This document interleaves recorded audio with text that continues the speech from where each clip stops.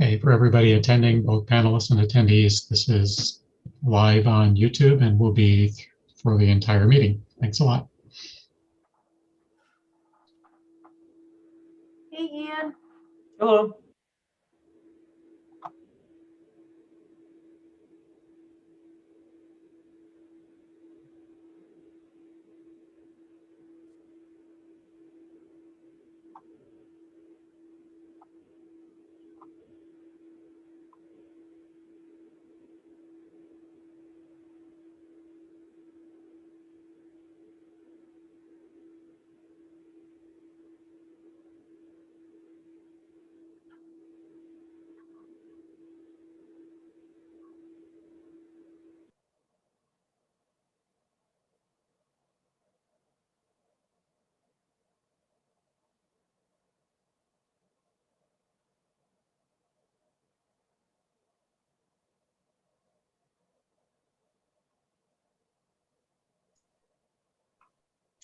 Robert, when you think we're ready to go, give me the sign. All right, well, there's Julie. So we need one more. If Gwen can come, then we'll have quorum to begin. So we just have to wait for that. Morning, Julie.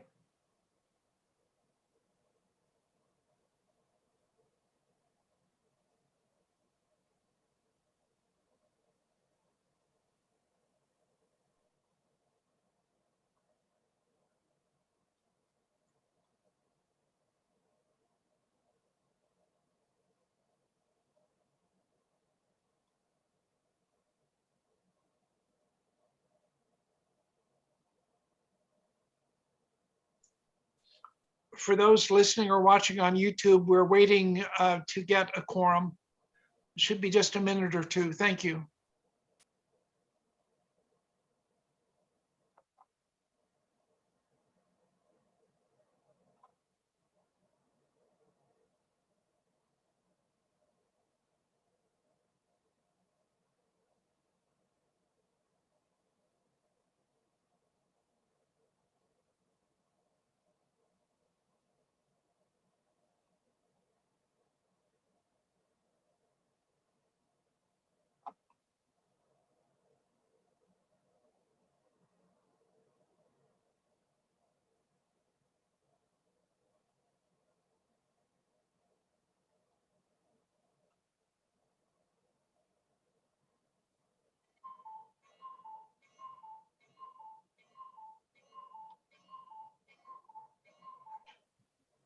Is that your clock, Ian?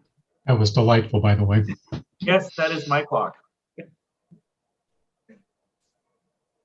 it every hour? Every hour, and it chimes once on the half hour.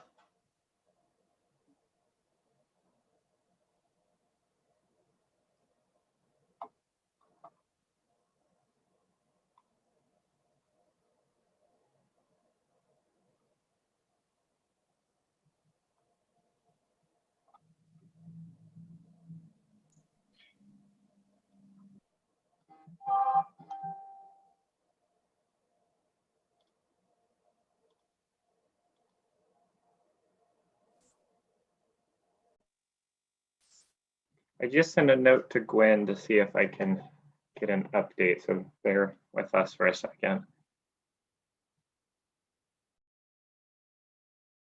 Ian, I'm reading Timothy Egan's new book, well, not so new, but wonderful book called Pilgrimage. And when he gets to Switzerland on his walk from Canterbury to Rome to the Vatican City, he refers to what he calls cuckoo clock architecture, namely Swiss chalets. Yeah, I could definitely see that. I get that. That's fun. That sounded like a cuckoo clock this morning. Yes, yes, I have one in my house. My grandfather brought it back from Germany from my mom, and I inherited it. So I wonder if that Storybook Ranch here on Chemeketa Street in Salem here, that Richard Sunderleaf one, I wonder if that could qualify as a cuckoo clock style. It has those sort of scalloped eaves and it's really low, and or are you thinking of a two-story thing that gets narrower as it goes down, Stephen? Narrower. I see. Yeah. I think Gwen has signed in, and I believe that brings us to a quorum. Excellent. So in light of that, I'd like to call to order the meeting of the State Advisory Committee on Historic Preservation on Wednesday, December 1, 2021 at 9:04 a.m. Because we may have some participants watching on YouTube or listening to this public session, I think it appropriate that the members and staff introduce themselves today. I'm Stephen Beckham, current chair of the State Advisory Committee. I live in Lake Oswego. Hi, I'm Gwen Trice, and I live in Enterprise. Hi, I'm Jacqueline Chung from the Dalles, Oregon. I'm Julie Osborne. I live near Birkenfeld, Oregon. Steve Mark, Fort Klamath, Oregon.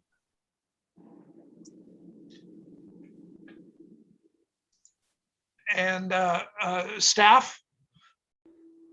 Good morning. I am Chrissy Curran. I'm the Deputy State Historic Preservation Officer for the state of Oregon.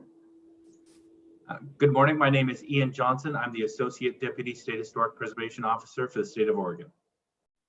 I'm Robert Oldeen. I'm the National Register Program Coordinator. And I'm Jason Allen. I'm the Survey and Inventory Program Coordinator. And Chris? Hi, Chris Havel, Office of the Director, Oregon Parks and Recreation Department. And Chris, can you explain your role with the committee and the public today? Yes, I'm here at the direction of Chair Beckham to help moderate public comments on any of the nominations. After nominations are presented, public comments will come to me by email. I'll post a link in the chat, and then I will read those out to the committee as they come in. Thank you all. It's appropriate to summarize our assignment, and I'll read that into the record. The National Register of Historic Places is the nation's official list of districts, sites, buildings, structures, and objects significant in American history, architecture, archaeology, and culture. The records are maintained in Washington, D.C. by the National Park Service under the authority of the National Historic Preservation Act of 1966. Over 2,000 properties located in all 36 counties of Oregon are listed in the National Register. Oregon listings presently include over 150 historic districts. In order to qualify for listing in the National Register, a property must possess and retain its historic appearance and be historically important at the local, state, or national level. A property's historic importance is determined through one of four criteria identified by the National Park Service. Those criteria are association with events that have made a significant contribution to the broad patterns of our history, association with a preeminent individual, displaying distinctive characteristics of type, period, method of construction, or work of a master, or contains the potential to yield important information on prehistory or history. The review process is limited to the considerations of these criteria and whether or not the document is technically complete and correct. When the committee determines that a nomination is eligible for listing, it recommends that the State Historic Preservation Officer sign the nomination and forward it to the keeper of the register in Washington, D.C. for a review and listing. Nominations not meeting the listing criteria are either tabled to allow the applicant the opportunity to review the nomination or not recommended for listing. I believe an item of general interest to the committee and perhaps those in the audience is the letter we have received from the National Park Service regarding the Portland Country Club. And I've asked Robert if he could summarize just briefly the contents of that communication. We sent this to all of you by email. If you remember, the Portland Golf Club clubhouse was that you saw at it would be the June meeting of this year. That nomination was returned to us from the Park Service after it was forwarded there. The letter and explanation of the return, as what I'm mentioning, was included to you. There will likely be a further training that will go in a little more depth on this at some point in the future, but just so that you have it and a quick summary of the reason for the return, just so that it's helpful here is what Chair Beckham asked me to kind of go over. So the return was not based off necessarily an eligibility piece. It wasn't that they did not believe that the golf clubhouse was eligible, but it was more in terms of how the documentation was put together. So there were a couple key things. One was focused in section 7 related to some of the descriptions. The Park Service felt that there were some things that were left out or not described wholly. So they just kind of want a little more complete picture for some of the elevations and other alterations and changes over the years. And along with that, a few additional photographs of the building. They felt that a couple other angles would have helped kind of illustrate some of those features. And then their primary concern was more about the boundary of the building. If you remember, that was a discussion of this committee. The nomination went forward with essentially a boundary around the footprint of the building with 5 or so feet kind of extending out to capture the eaves and other things. The Park Service felt that that was not adequate. They wanted something a little bit bigger because of setting and other characteristics of it being in a golf club, golf course, on a golf course. So they were proposing, hey, we'd really like something a little bit more here. And so this has been provided to the proponent. They are looking at that and considering changes and revisions to do that to meet the demands of the Park Service. If you remember yesterday, when we were going over the rule changes that were most recent, because this requires a change in a boundary and increasing it, it will come back to you at a future meeting. It could be as early as next February, but just kind of depends on the proponent. So that's up to them if they'd like to resubmit that. But that's essentially a quick summary of what the Park Service is looking for in a little more detail. Are there any questions for Robert? Thank you, Robert. We'll look forward to further review of that nomination before it's returned to the office of the keeper. Does staff have any other items of general concern or relevance to the committee before we turn to the nominations today? All right, hearing none, Robert, I believe our first nomination is the MPD for Historical Residential Resources in Redmond, Oregon.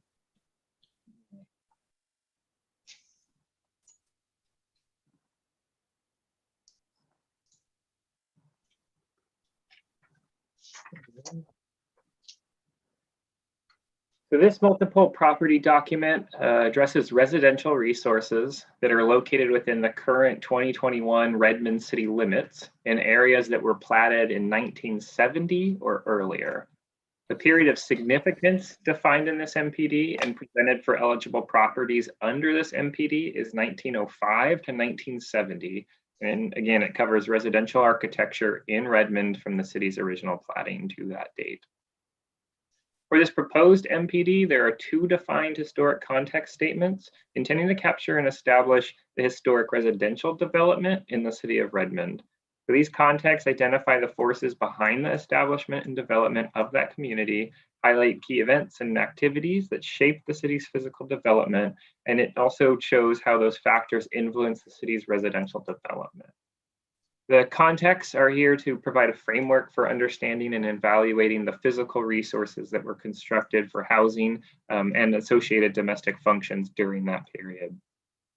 Remember, a successful Section E should be developed in sufficient depth and support the relevance, the relationships, and importance of the properties that are considered. There should be a clear, consistent framework that explains the theme, geographical area, and chronological period.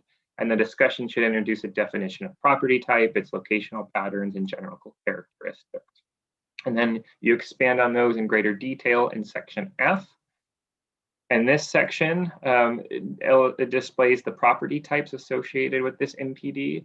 So a property type is a grouping of individual properties that are characterized by common physical and or associative attributes.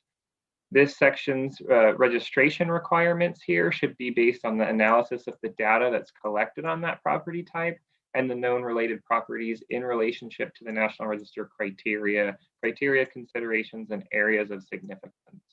The registration requirement should also provide specific information that can be used for comparing actual historic properties and for making judgments about their relative significance.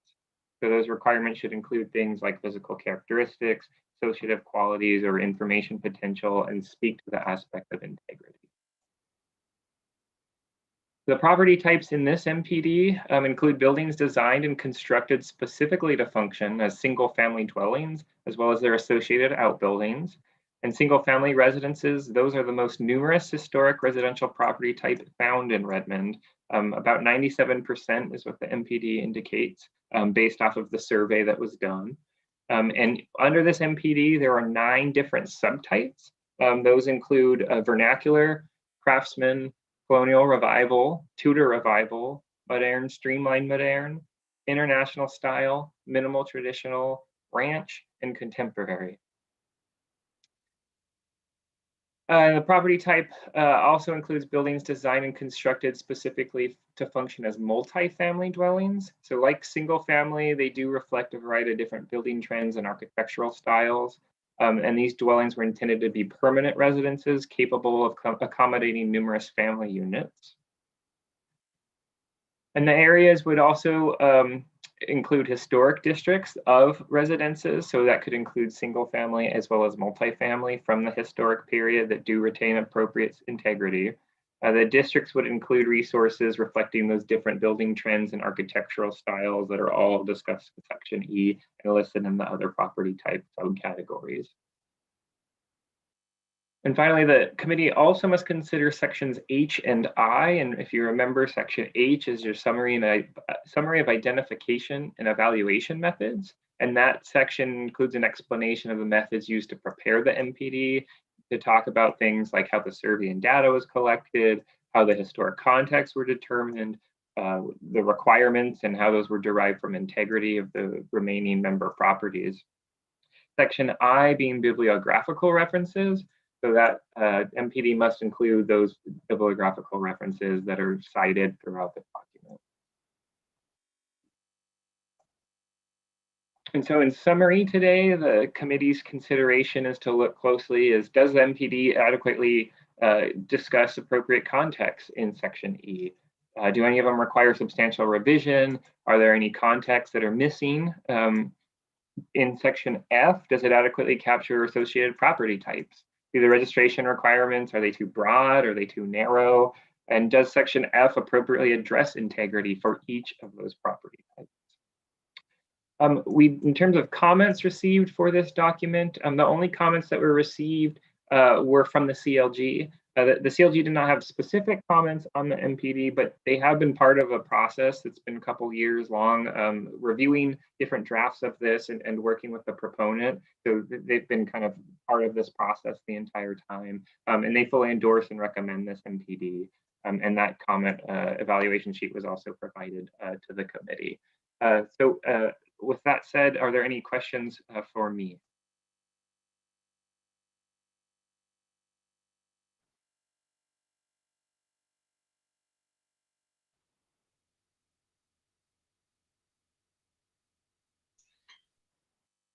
Do any members of the committee have a conflict of interest that needs to be identified at this time with this MPD nomination? I hear none. Robert, do we have proponents, Sarah Martin or Carrie Davis, participating today? We do. We have Sarah Martin. Oh, Sarah, I will allow you to talk in a second. You might have to unmute. And then we also have Kyle Roberts from the city of Redmond, if you'd like to say something as well.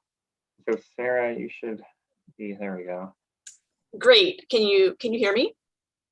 Yep. Perfect. Thank you, Robert, for the opportunity to speak. And I understand Kyle may have to step away, so he may be sending comments to Chris via email. But I'm happy to be here representing the city of Redmond and the Redmond Historic Landmarks Commission. They, as I understand it, applied for a CLG grant a couple of years ago to facilitate this process. The project actually started under my colleague, Carrie Davis. She had to step away about 1.5 years ago for health reasons. So I've kind of come onto this project sort of midstream. I want to say that the Redmond Landmarks Commission has done some great work in recent years. In 2015, they did a comprehensive preservation plan for their community, and in part of that, they did a downtown historic district, and then they wanted to focus on some of their residential resources. So this MPD is a product of that preservation plan. And I do want to highlight a couple of things about the MPD specifically. I was actually really encouraged yesterday listening to your discussion about, how to include more cultural and social history in nominations, and that somebody had mentioned that MPDs are a good tool for doing that. And I absolutely agree. And I think Redmond will benefit from having the MPD because there are several development stories and characteristics that are a little unique to Redmond that go well beyond architectural style. And we try and pull those out in the context. I'll just touch on a few of them here. So Redmond today is a community of 33,000 people, but for much of the period of significance that goes up to 1970, it was fewer than 3,000 or 4,000 people. So it was always quite a small community, agriculture and ranching based economy. So when we translate that to the landscape, we see actually very few architect designed houses. We see very few high style residences in Redmond, and most of those that are built before 1970 tend to be subtle references to common styles, many vernacular houses as well. So most of the styles we see, as Robert said, are craftsman, Tudor revival, colonial revival, a lot of minimal traditional and ranch houses. And most of those are quite modest. So the community also really interestingly developed rather late, only after the introduction of irrigation in the early 1900s. So the very earliest houses we see that are still extant in Redmond are 1905 to 1912, kind of that time frame. And another interesting feature in Redmond is they were quite active during the 30s and 40s due to the New Deal and the wartime demands. So this is reflected in its few kind of modernistic residences, the streamlined moderne, the international style, and then also in that multifamily housing. So that was a little bit interesting and a little bit unique to Redmond, I found. And then lastly, what I really liked about Redmond was its local builders.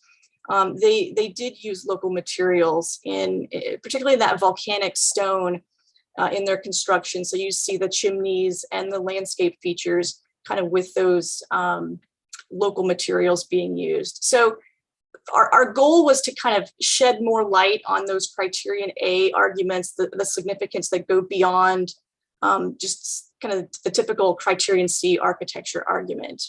And we do have one nomination. I think we'll talk more about it here in a minute that is attached to the application. And I'll explain why we chose that. I'd be happy to answer any questions. Thank you, Sarah. Any questions for Sarah? I have a quick question, and maybe this is in the wrong place.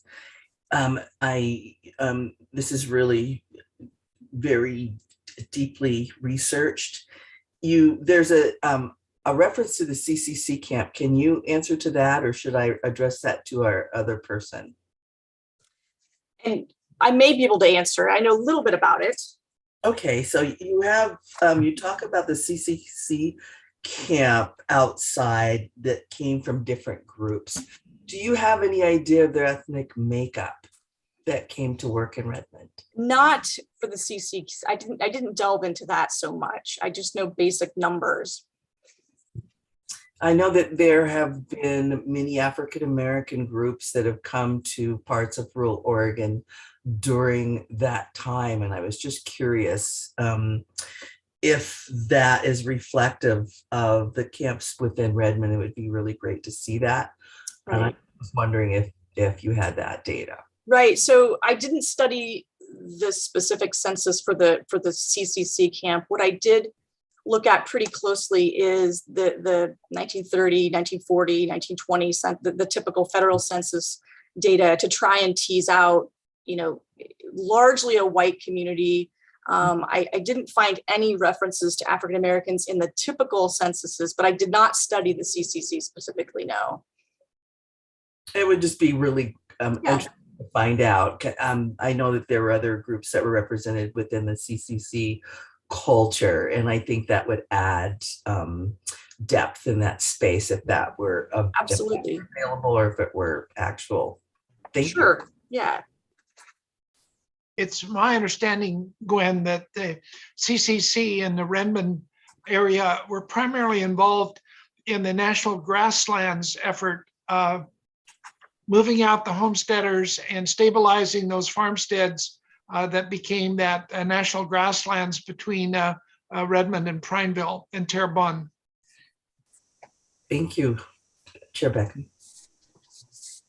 Are there other questions or comments to address to Sarah? This is just a minor one.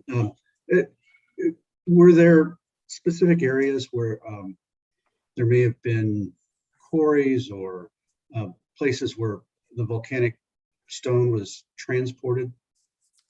That's a great question, and I'm not entirely sure. I didn't run into that in any of our research, but that's a great question.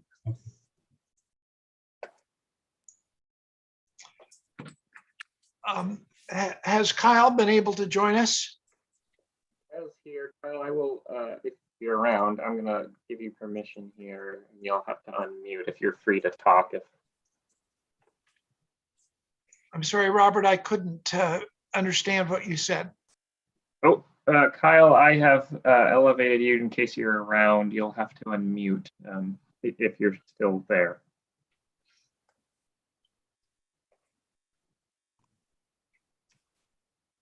Yeah, can you hear me? Yes.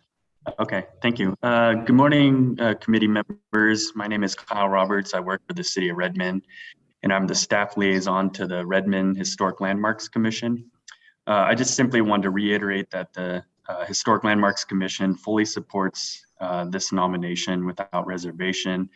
Additionally, our commission commends Ms. Martin for the many months of hard work she's put into preparing what we believe is a very worthy nomination proposal before you.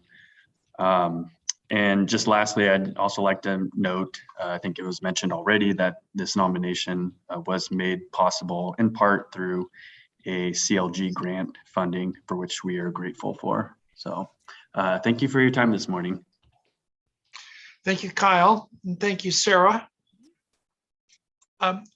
I believe our next order then is to turn to the assessment in writing from Heidi Slaybaugh, our committee member who had a conflict this morning, but has submitted in writing her comments on this MPD to Robert.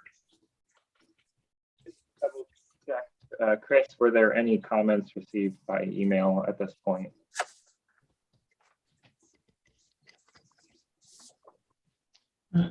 Chair Beckham, we have received no additional email comments on this nomination. Thank you, Chris.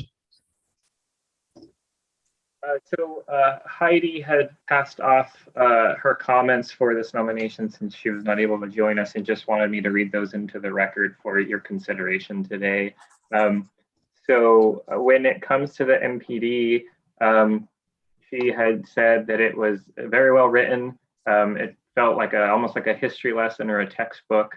It felt like there was an appropriate amount of background and historic facts on the development of Redmond, and it included key timeframes and influences that she found were helpful. She felt the significance was well identified throughout and explained as relative to the context of Redmond, and that there were clear descriptions of the applicable criteria. Property types felt well explained, and example illustrations were very helpful. She did not have any concerns with the facts or sources that were provided, and did feel that the references that were used were good and cited appropriately. She noted on, let's see, page F46, she wanted an additional photo of the Chadwick building to include in the narrative, as well as on page F47, she would like to see to please indicate if the earliest known multifamily residence at the southeast corner of 4th and E Streets is still extant, and if so, she would like to see a photo. There's also a few minor typos that she noted, which she asked me just to pass on to the preparer because they're more technical edits there. But overall, good organization and flow of the narrative.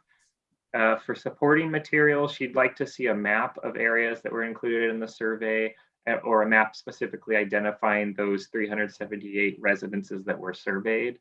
And other than that, she says she fully supports the nomination with these comments.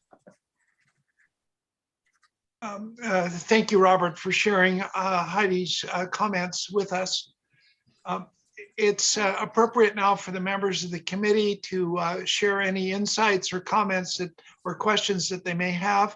And Julie, may we start with you today? I have nothing to add. I thought it was well written, and I support the nomination. Thank you. Gwen?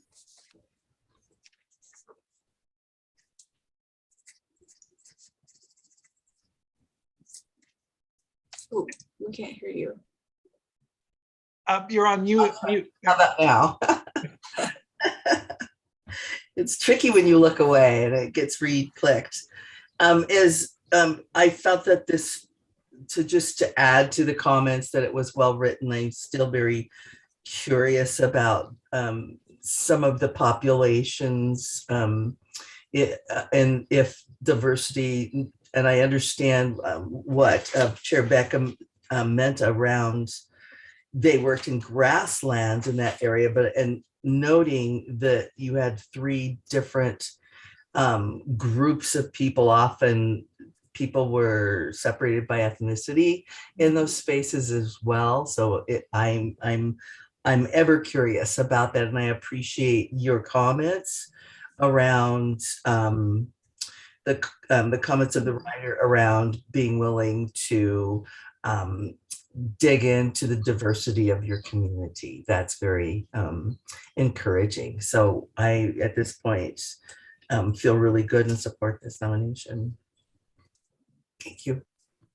Thank you, Gwen. Mark Tveskov has joined us. Mark, do you have any comments about this MPD? No, I don't. I think it's well written, and again, I'm appreciative of the people who prepared it. Steve Mark.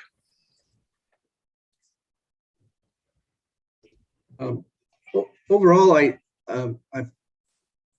thought it was, of course, very well written, and really delved into, of course, the mid-century, and was able to define a lot of the stylistic categories that were used in it. Although I have to say, I probably was more taken with, not that it has a whole lot to do with current conditions, but the tent city section in near the beginning of the MPD. there were a couple of, in terms of illustrations, perhaps, and I'm not sure,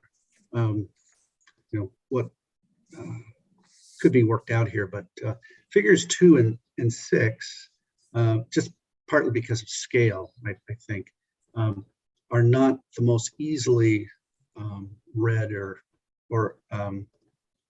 perhaps understood. So although I think the Metzger map does help quite a bit in terms of platting.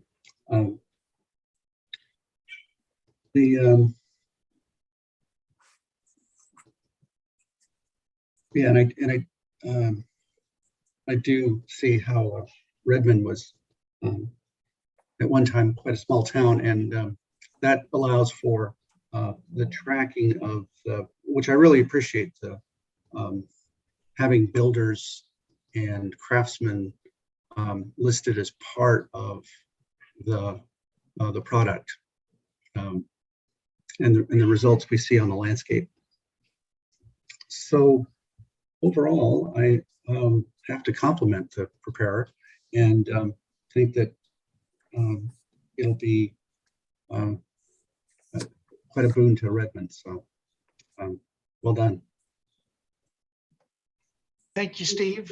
Jacqueline? Yes, I thought it was a very well researched and it provides a clear, well-defined registration requirements for the nominations. So I thought that was, and I liked seeing the examples and the clear descriptions of the different house types. But I was also wondering whether it would be enhanced by maybe a couple historic photos of residences and what those neighborhoods might have looked like at those different times. So that's my only other comment. Thanks. Thank you, Jacqueline. I found this MPD really compelling. It really represents the emergence of several small communities in Central Oregon in response to two major developments: the arrival of the railroad being built south from the Columbia River and the development of irrigation systems in the Deschutes watershed. I think also that the property types that have been identified really make sense. And it's quite obvious in looking at the examples that have been shared with us that Redmond was not a wealthy community, but nonetheless, some of those who resided there sought to create vernacular expressions of more traditional or well-defined architectural styles, as modest as they may be. Does staff have any further input or insights for us on this MPD? Chair Beckham, I would like to just take a moment to give some kudos to the city of Redmond, a bit on a roll. And they are emerging as a model of how we love to see our CLGs promote historic preservation. They use our programs, and they, in 2017, some of you may remember, they had a very successful, nearly unopposed, if not unopposed, historic downtown district, which is almost impossible to do it without taking years to do it. And then of course using an MPD, and great contractors. Carrie did a great job with the downtown district. Sarah's done a great job here. So they're doing all the right things, hitting all the right bells, and we're noticing, and Redmond can only benefit from that. So thank you. Thank you, Chrissy. All right, the chair will entertain a motion from any member of the committee for the approval of the MPD.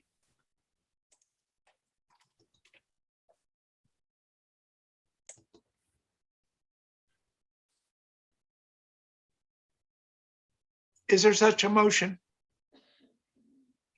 I'll move to, I'll move to forward the motion, the nomination for the Redmond Residential Resources MPD. Thank you, Jacqueline. Is there a second? I second. Second. Thank you. So we have a motion and a second, plus endorsement from Heidi in terms of her written comments. I'll call the roster. Beckham, yes. Jacqueline? Yes. Stephen? Yes. Julie? Yes. Gwen? Yes. Mark? Yes. And I believe that's all of us who are present and voting today. So congratulations and thank you very much, Sarah and Kyle, for dialing in to help us with this nomination. Our next item of business is again in Redmond, Oregon, and it is the nomination of the Norman and Frances Swanson House. And we'll turn to Robert for that.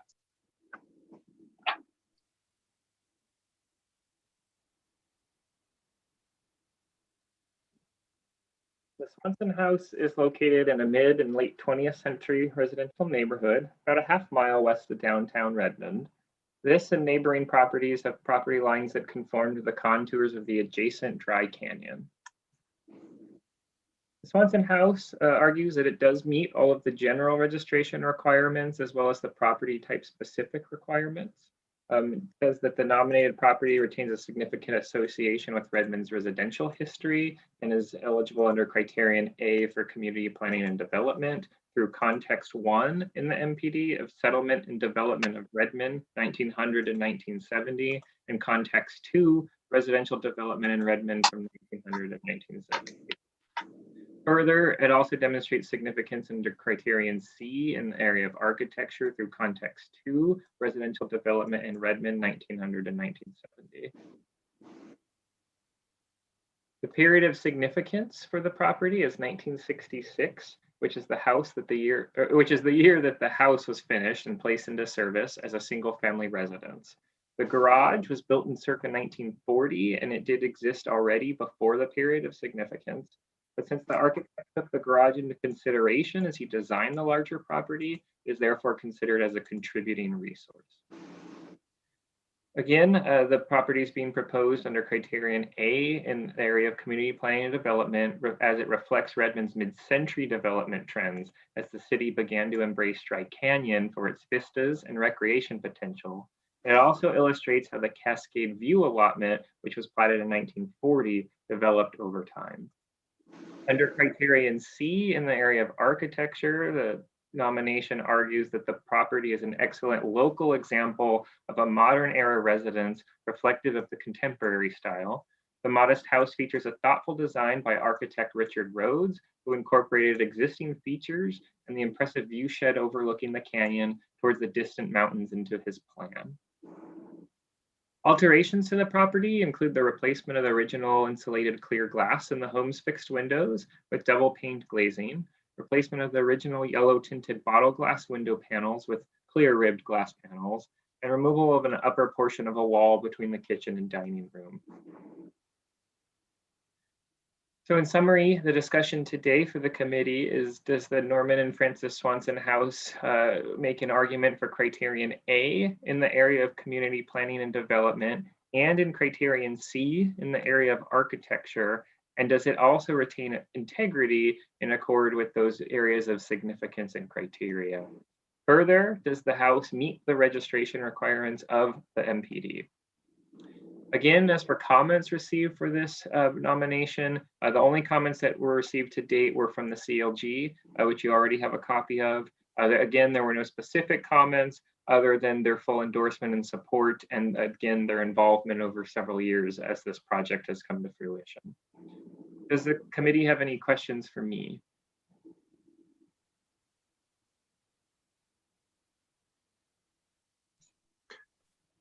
Thank you, Robert. Do any members of the committee have a conflict of interest with this nomination? I hear none.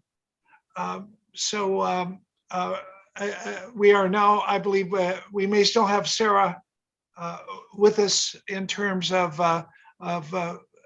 comment. Yes, thank you, Chair Beckham. This property owner is Destin Adams. I don't believe she's with us today, but she will be tuning into the recording hopefully later. She's been really enthusiastic about this process and is excited at the prospect of her house being nominated. She purchased this house in 1996, 97, and she's basically the second owner. She bought it when the Swansons moved out, and she was attracted to it for its design.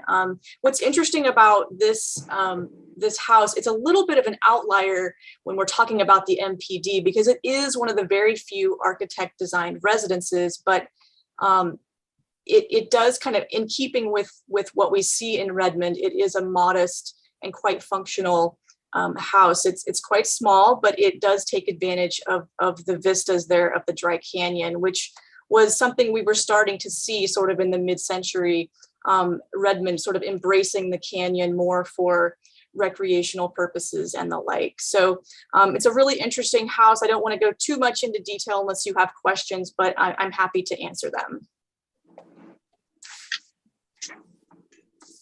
Any questions or comments for Sarah?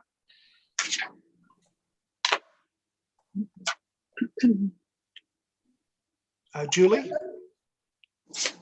Oh, no, sorry. Oh, It looks good. It's a great house. All right, thank you. Yeah, Robert, again, we'll turn to you for the comments that Heidi has submitted to the committee. Mark looked like he had a quick question for the preparer, I think. Yeah, this is just a very minor question, but it's at the bottom of page 4, and the reference to wrought iron. I wasn't sure if it was actually wrought iron or something close. Bottom of page 4. I will look at that. I did get quite a bit of information from the drawings, but I will double check that. Yeah. Okay. Yeah. It's just the reference to the railing. Okay. Thank you, Steve. All right, to Robert. So again, Heidi provided her comments that she wanted to share with you as the committee and read into the record for this property. In terms of integrity, her comments on that, for each aspect, she felt that they were all intact and that they did have integrity of each of those aspects. When it came to design on the interior, she noted, yes, there were some modifications, but did not feel that those modifications affected the integrity of design. When it came to materials on the exterior with the windows replacement, she didn't feel that those affected integrity because they were replaced in kind. Same thing with the roof that had been replaced, and there were slight changes here and there on the exterior, but she didn't feel that those were major.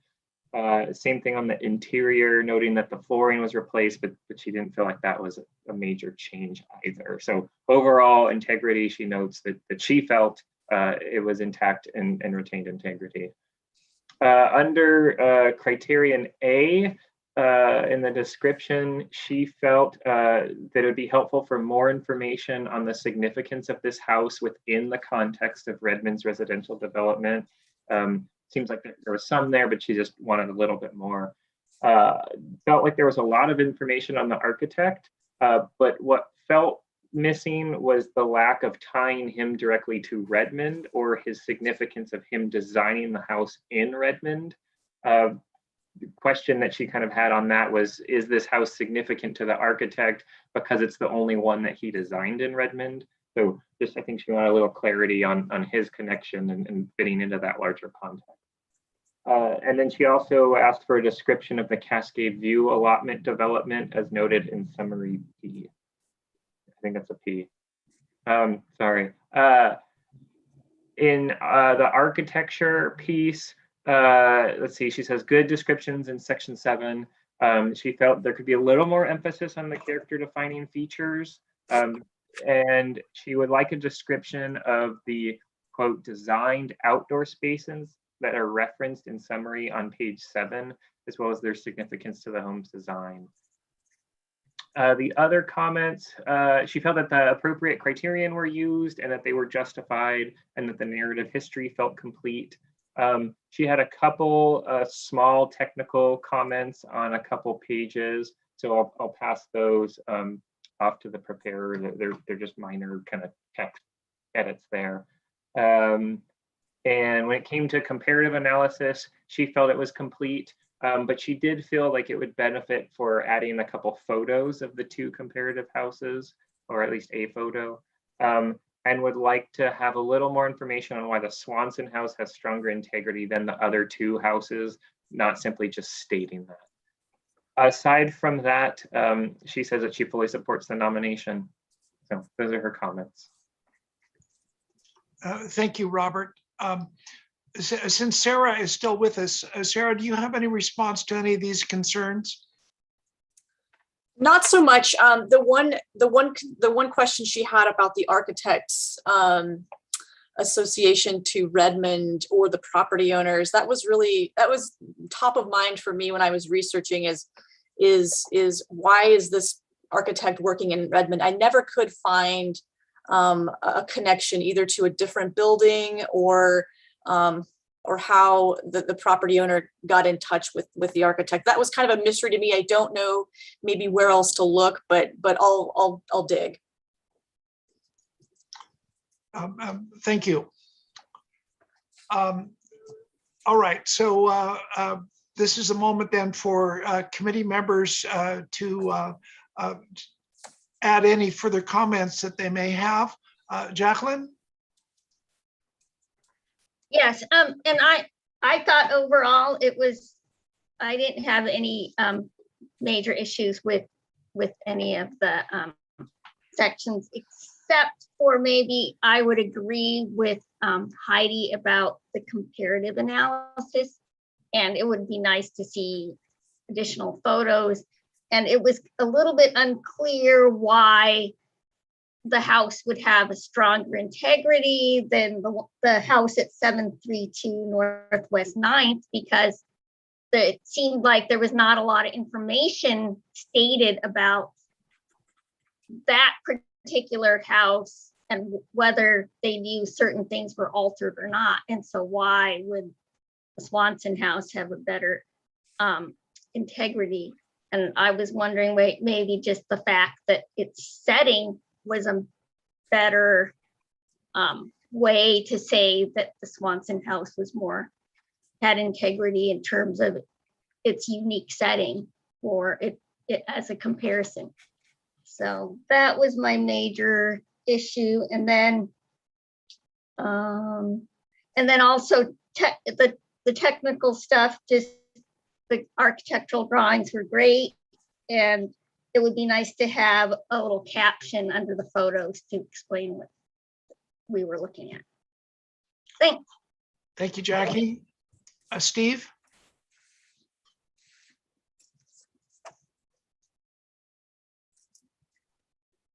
Not a huge amount to add here, although I was a bit curious as far as how it might compare to others in that subdivision in terms of its orientation to Dry Canyon, which interested me in that it became a community project in terms of park status.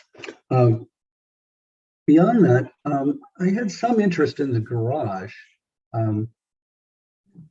Do we know it's just, or I think it was referenced in the narrative about how much older it would be in comparison to the house? Just a few years older, or? I guess that's my question for Sarah. Yeah, sure. So the date we couldn't pinpoint.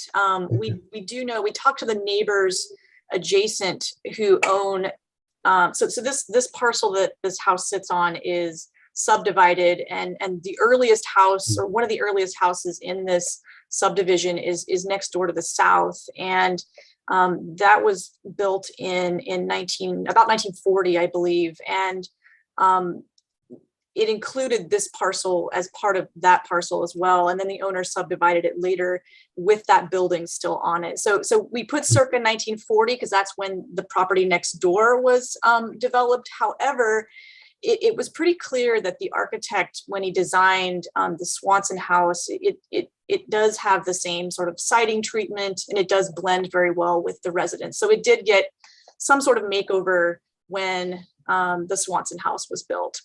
Okay. For uniformity's sake. So yeah. Steve, I can also respond, and this is my moment, I guess, to comment. I have had friends living at 203 Northwest Canyon for the past 50 years. Have visited the neighborhood many times, and say that the siting of the structures along Dry Canyon are really responsive to the natural landscape. These are large lots. They are located on the east side of the canyon.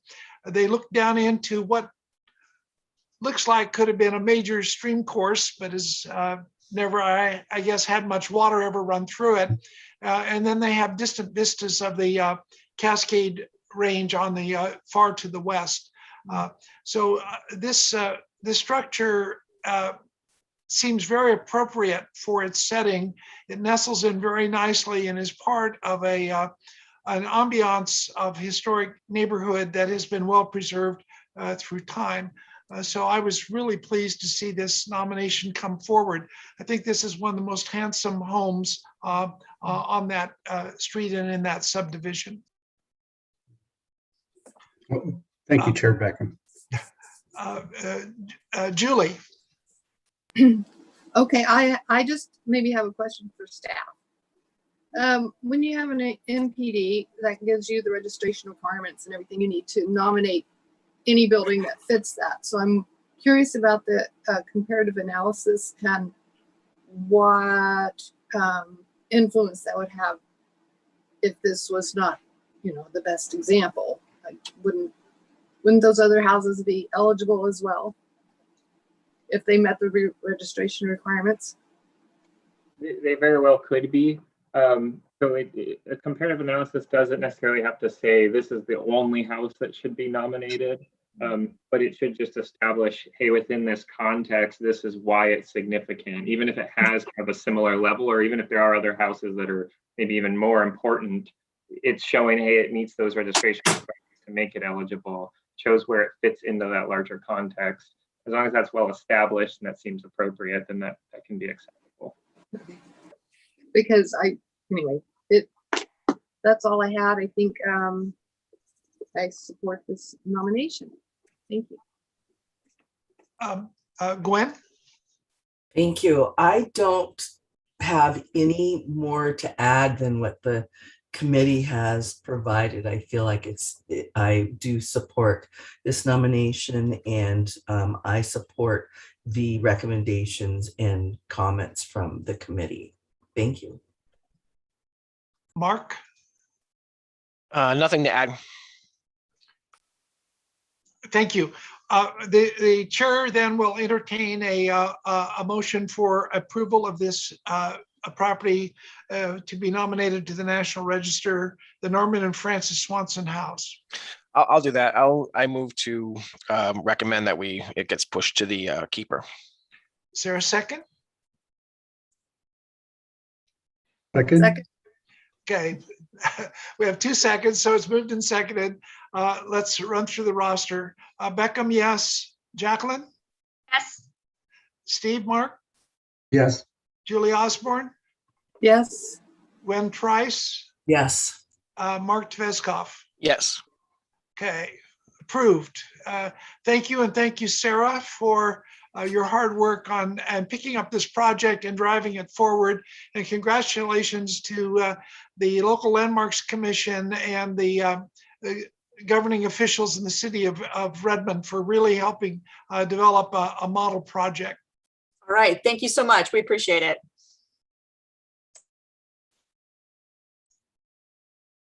So Robert, let's see, our next property then is the Dallas Cinema in Polk County, Oregon.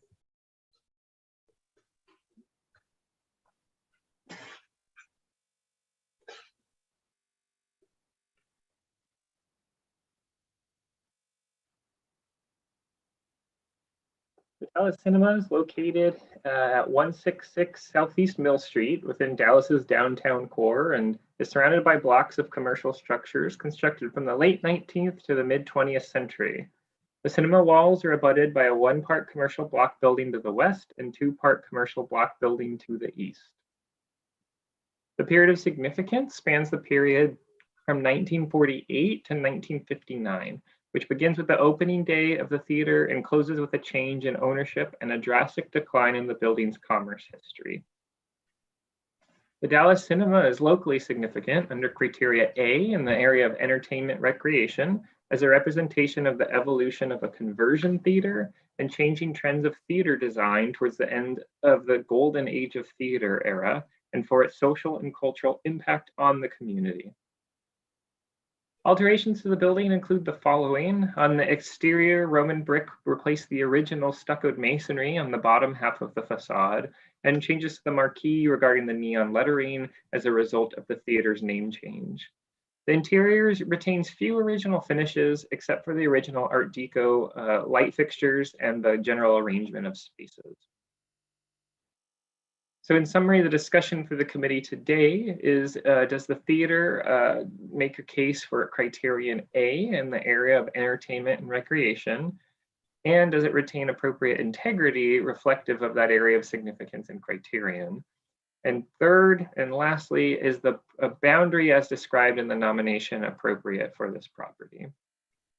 Regarding comments for this nomination, the only comments that we received were from the CLG, and you all have received a copy of that. Again, the CLG did not provide specific comments, but again, they have also been part of this. It's been kind of a long-standing process for them as well, and they've been reviewing it, and they fully endorse and recommend this nomination. Also to add, this property is also part of a grant opportunity regarding historic theaters from the National Park Service that our office is overseeing. And so this is one of the candidates that's receiving money through that grant opportunity. Does the committee have any questions for me?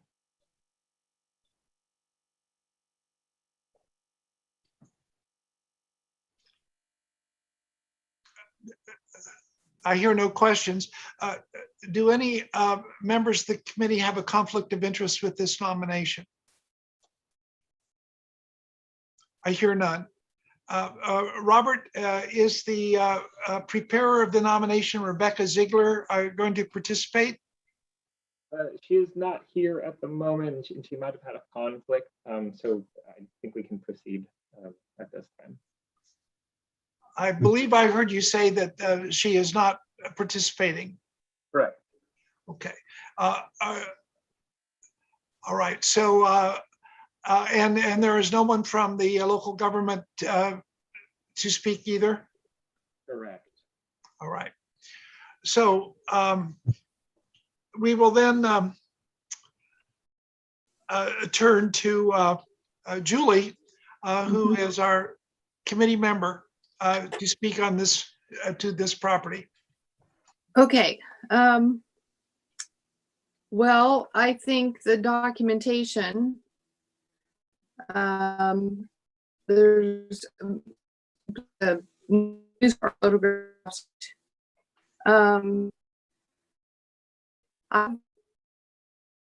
However, light not returned. The name of the throughout this. I don't know if it seems like we're having communication here with Julie, Dr. Beckham.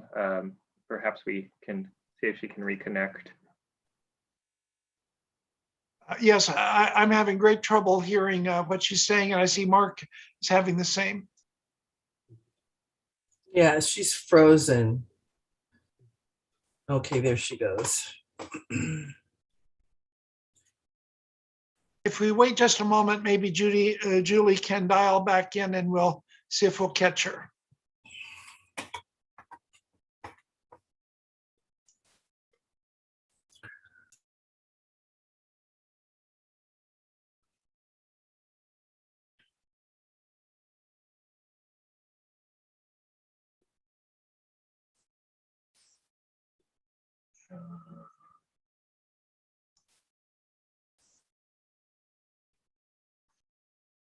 We'll wait just a few more moments here.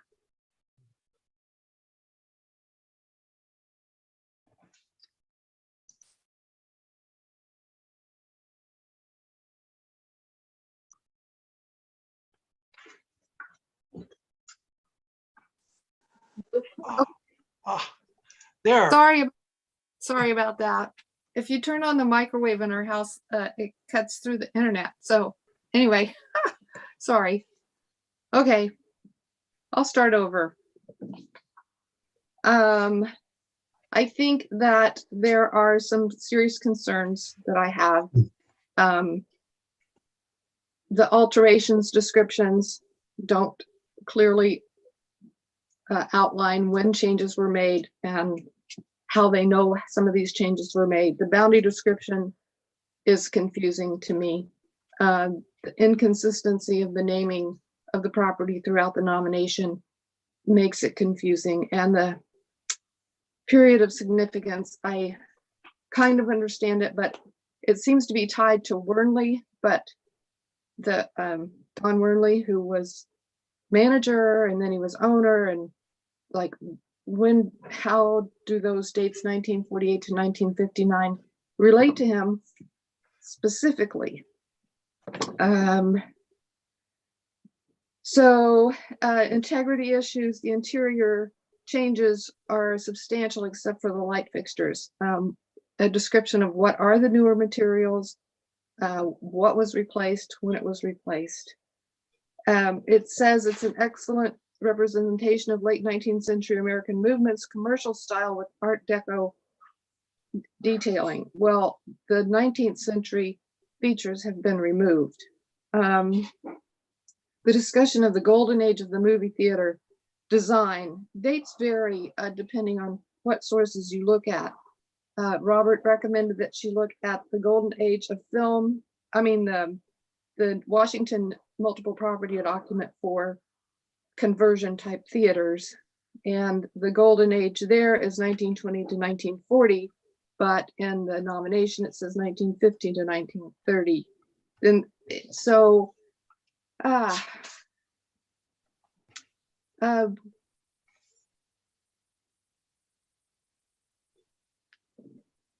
trying to, I've got a list of changes here. I don't want to go into all of them, but I guess considering that the golf club nomination was returned for some of these same issues, that perhaps rather than leave it up to staff to work with the applicant or the preparer specifically on all of these questions, perhaps we should have it come through again with some clarification. But I'd be interested to hear what you all have to say about this. Thank you, Julie. You've raised some really substantive concerns. So let's hear from members of the committee. If you agree, it sounds like Julie would table this matter for revision. So let's turn to Steve Mark.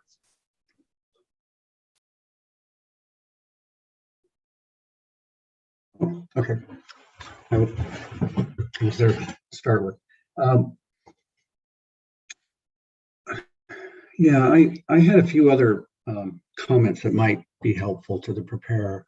I thought that the section about the development of Dallas was a little thin, and perhaps a bit more about the economy that drove development of the town, and specifically about the development toward including places of entertainment like this one. And I know that I did take a cruise through the database, the National Register database, and there is a MPS on movie theaters in Washington that it could be helpful here. It doesn't really go into the conversion theaters. And I think that's where this one has a lot of its interest. And apparently there's also documents about Iowa theaters and New Mexico as well, but they weren't digitized at the time I looked at it. I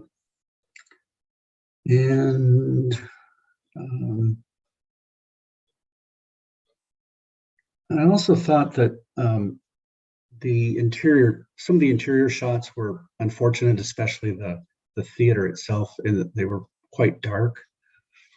Would have been nice to see more of what was being discussed there. Interesting property, though, in that the way it was developed and had that whole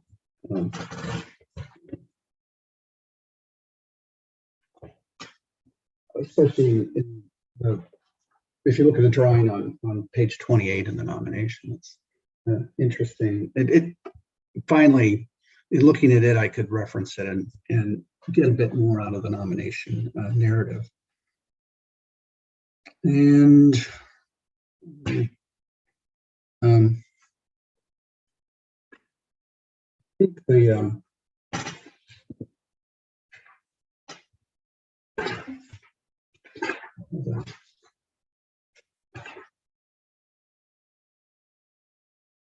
it could be, the comparative could be a bit stronger. We'll put it that way.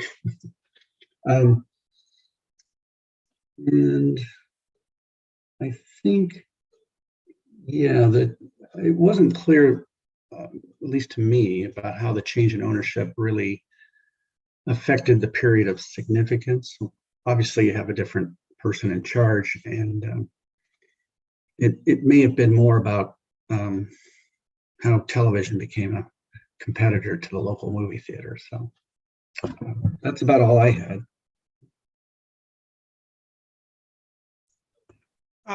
Thank you, Steve. Gwen? Thank you, Chairman Beckham. I would agree with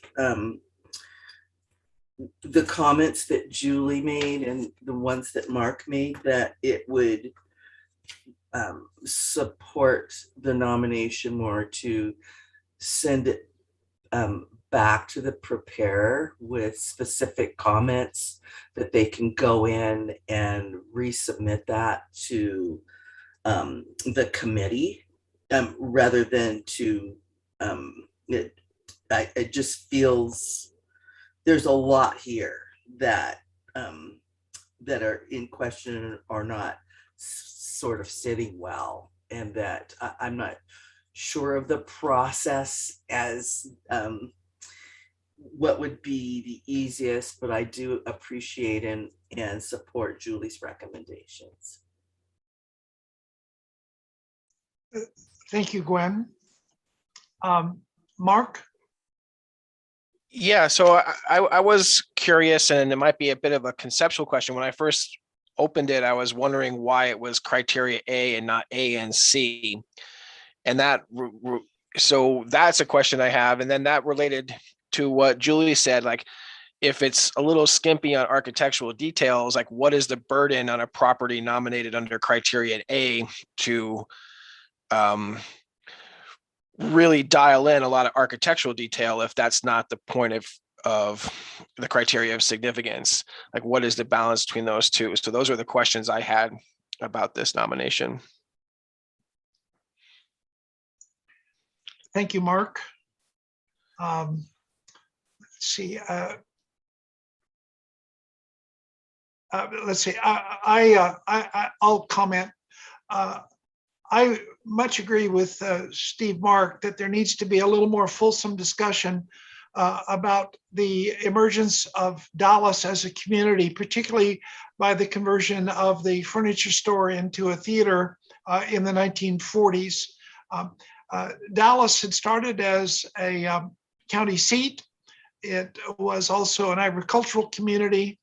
It attracted lumber manufacturing, and eventually the significant ironworks of the Gerlinger family related to the same family that eventually owned Willamette Industries. Gerlinger machinery was manufactured in Dallas. So Dallas diversified its economy and became much more stable in the 1920s and 1930s, beyond being a seat of government and agricultural community. I honestly felt sorry for this building. It has gone through a lot of trials and tribulations, changes in ownership, changes in use, and fires. It's had a very difficult history. As a conversion theater, I think probably the most notable one is on the National Register, and that's the Egyptian Theater in Coos Bay that began its existence as an automobile garage and then was elegantly reconfigured into an Egyptian revival movie palace in the 1920s. So much so that it's remarkable for its vaudeville scrims, its giant pipe organ, and interior finishes. So in terms of a comparable conversion theater, that is one, though the comparison is really difficult to make because they're in different classes. If I've overlooked anyone on the committee, is there further, Jacqueline, thank you. I knew I was missing somebody. Thank you. Jacqueline, go ahead. Okay, and I kind of trust Julie's assessment of this, and I would agree with her.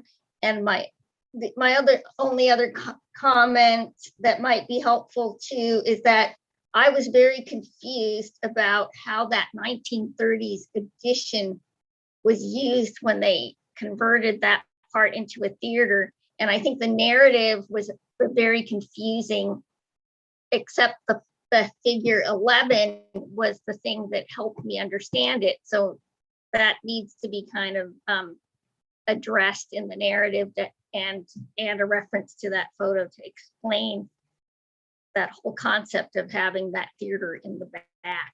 It was very, very odd. I think that's all. Thank you, Jackie. Thank you. I believe we've now had some input. Julie, we'll circle back to you. Do you have a motion for the committee to consider? Well, I do, except that I would like to ask staff if they have any comments on what we've discussed. No? Okay. I do not have it, unless there's a specific question. Well, like I said, I was curious as why it wasn't under criteria C as well. Not to speak for the proponent, but if I can remember conversations that we had, it was because of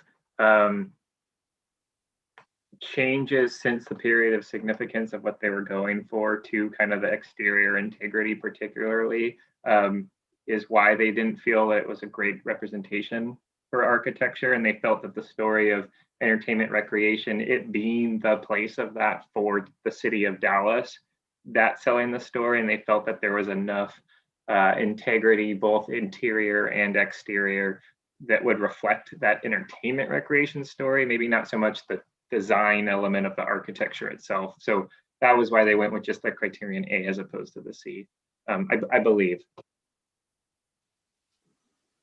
Okay, that makes sense. I do appreciate how much research and digging the preparer did, and nominations are tricky to write. So I hope that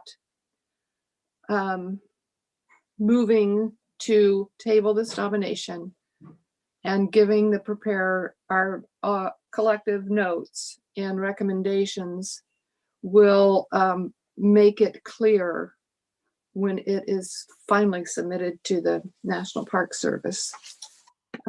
So I move that we table this nomination until it can be, the questions can be addressed by the preparer. Thank you, Julie. Is there a second to table? This is Gwen. I second. Thank you, Gwen. Any further discussion from the committee? I believe, Robert, you've probably taken notes from the comments shared. Yeah, and can I just be clear what exactly those revisions are for it to come back? So what I have here are better kind of verbal description of alterations, changes to the buildings. It's a little clearer when those things happened, what's original, what's not, is kind of one of the things. There were inconsistencies throughout the nomination, whether it was the name of the theater or dates provided for eras like the golden age of theaters and those types of things. So kind of clarifying some of those. There are issues with the period of significance you'd like to just kind of settle who it's associated with and have that a little bit stronger is what I was understanding. Context wise, you wanted more background on the city of Dallas, as well as the economy that brought things there, as well as how entertainment fits into that narrative. And there were some figures and pictures that could be just either described a little better or kind of reproduced so that they're a little clearer. And there was also something on the comparatives as well that you wanted to clean up a little bit, so that was a little stronger. Am I missing anything there? No, Go ahead, Julie. I was just going to say, could we each submit a written list as well? Would that help? That would help, yes. Okay. And I was, my concern is that for conversion theaters, there's was, I think, a lack of comparable discussion in Oregon. And the one that came to mind was the Egyptian in Coos Bay. Okay, thank you. All right, in light of this summary and the motion to table, I'll call the roster. Beckham, yes to table. Jacqueline? Yes. Steve? Yes. Julie? Yes. Gwen? Yes. And Mark? Yes. All right, so Robert, instructions then of the committee are to table, but anticipate resubmission. I did not hear any animated opposition to this nomination, but rather clarification on several matters. We are now at a point where we will take a break for 15 minutes and we'll resume at about 10:40. Thank you. Thanks.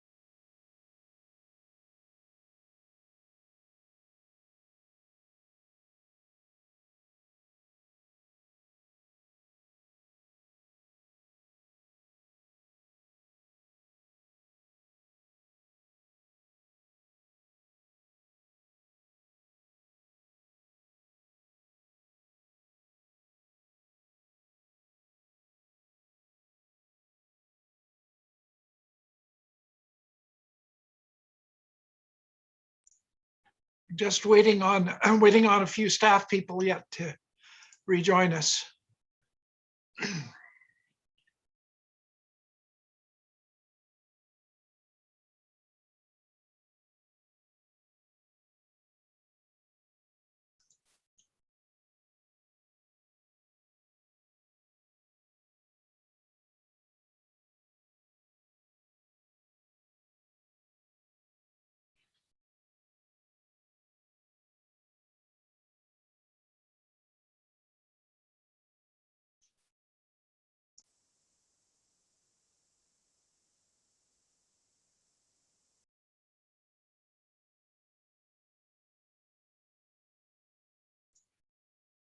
Robert, are you there?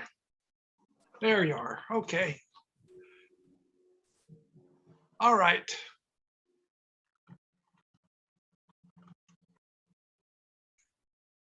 Okay, I believe we've all returned from a break, and we will resume the meeting of December 1. Our next property for consideration is the Rex Theater in Vail, Malheur County, Oregon.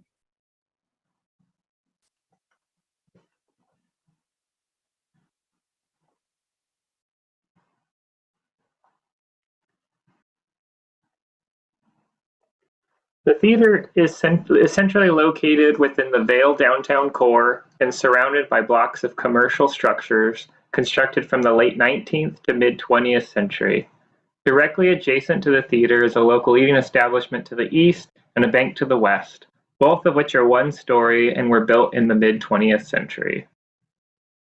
The period of significance is 1928 to 1937, beginning with the construction of the Rex Theater, lasting through the period where this theater was the sole source of recreation and entertainment in Vail and the surrounding towns, and ending the period in 1937 when the neighboring town of Ontario constructed the Pix Theater, which arguably became a more substantial theater in the Intermountain area, and the Rex Theater no longer was the primary source of theater entertainment.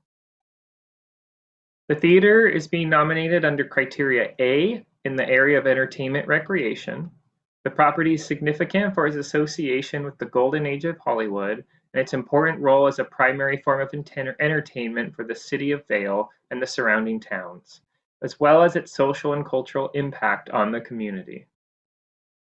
Alterations to the building include the following. On the exterior, a small ventilation window was added, and on the second floor, an aluminum sliding window replaced the east poster frame case. As far as the interior, mostly changes occurred from various owners in the 1960s through the 1980s, and their attempts to adapt and modernize the theater to correspond to changing theater trends, which resulted in the loss of various historic elements. So few interior finishes do remain. In summary, the discussion then today for the committee is, does the nomination make a case for criterion A in the area of entertainment recreation? Does the theater retain appropriate integrity as defined by the period of significance and the areas of significance of entertainment recreation? In regard to comments received for this, we have not received any comments for this nomination to date. And this theater also was again part of the theater grant that we received from the National Park Service that our office is managing.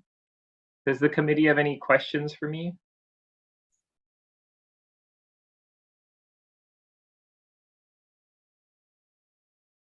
Okay, I don't hear any questions for Robert.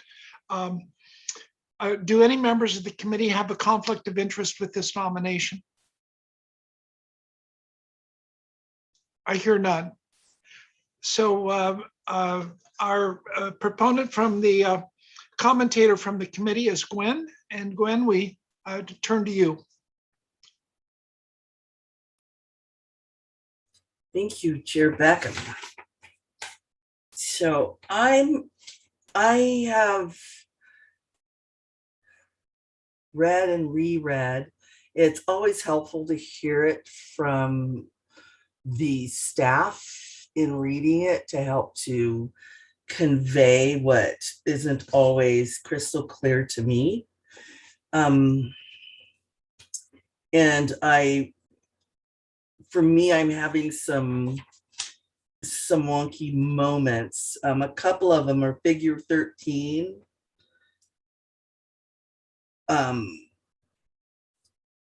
I can't read that hardly at all. And I'm wondering, is there a better copy of that picture from the Oregonian? Because it's giving me half words and I can kind of figure it out, but it would be really important to have that be more clarified.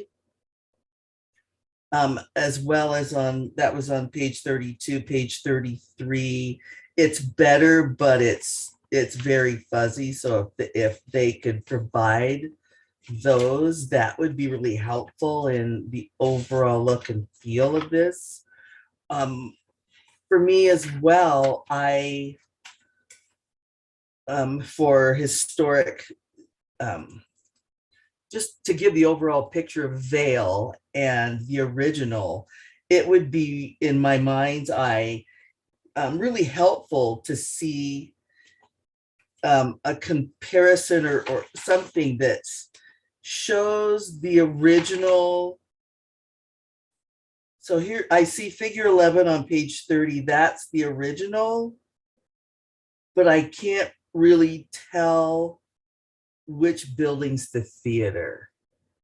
I don't know if that's clear to others, but for me, it isn't clear. Which building is the actual original theater that was created in that space? And as part of just telling the whole story of the name, the Rex Theater in Vail, to me, that continuity would be strengthened.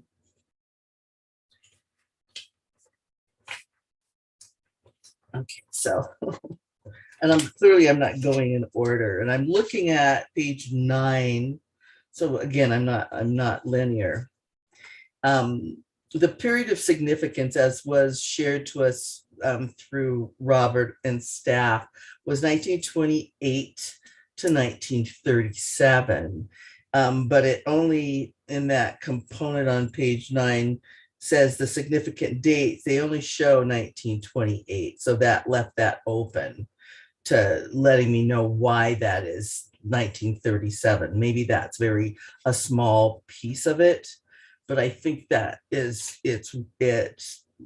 helps for me for continuity and helping to tell the story, as well as during that period of time of significance, of having maybe some photos of the other theaters in the area that they talked about that were, and maybe I'm confused in that. They talked about the build of the Ontario Theater that pulled it out of the queue as far as the largest entertainment space, but they talked about some other theaters that were really close by in that era. So it'd be really great to get some comparative images of different theaters that was built from the significance of the Rex Theater.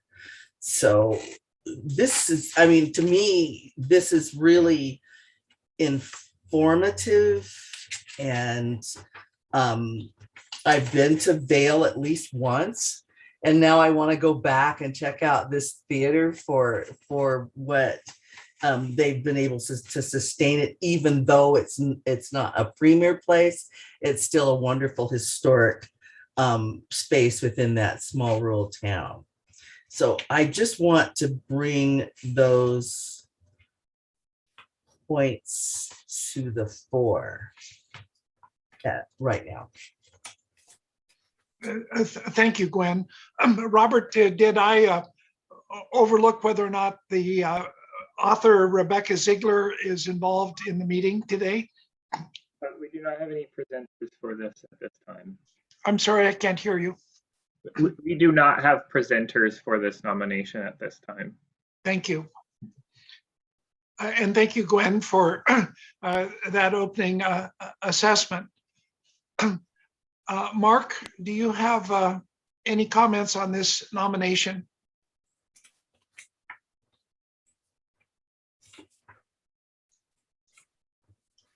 You're on mute, Mark. No, I think it's for me, it was pretty straightforward. I would have liked to see some comparisons with other theaters, like Gwen said. I was really intrigued by the 1940s projectors that are still functional. And I was curious if anyone knows, is that common? Or when they have non-digital projectors, are they always from the 1940s, or is that a rarity?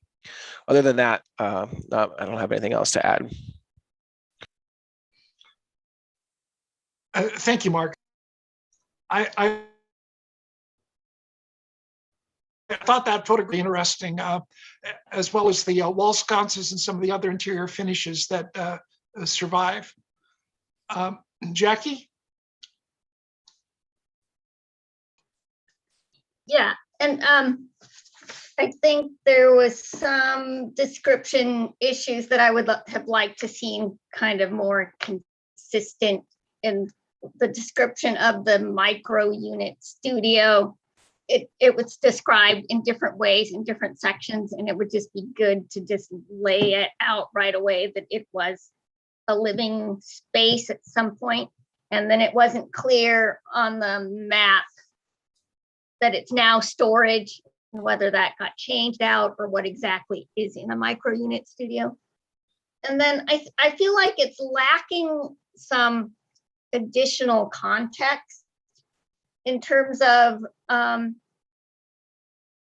maybe a little bit more information about the town of Vail and its development, and then also maybe some other information about the theater, like where, what other kinds of, whether there's advertisements for shows, and what types of theater performances or events were held there, and whether these were like local performers or people that traveled to town for a regional event.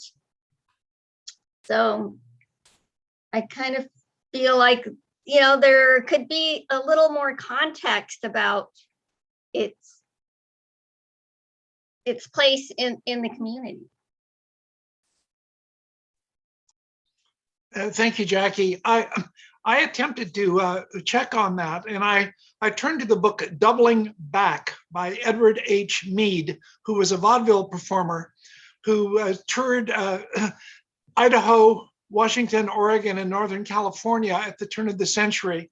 And Vail was certainly one of the communities on the roster, but his book ended in 1914, and consequently it didn't really connect with the Rex Theater in any way. But that's an interesting suggestion for further information.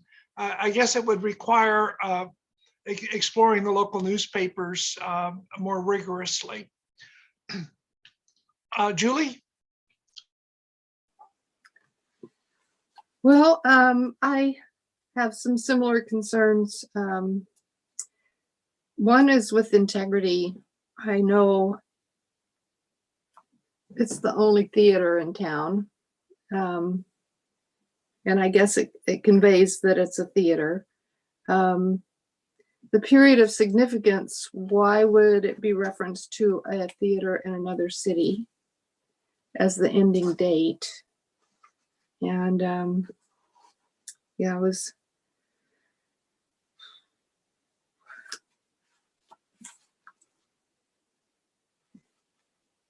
I don't know what else to say except that it shares some of the same concerns I had about the Dallas cinema.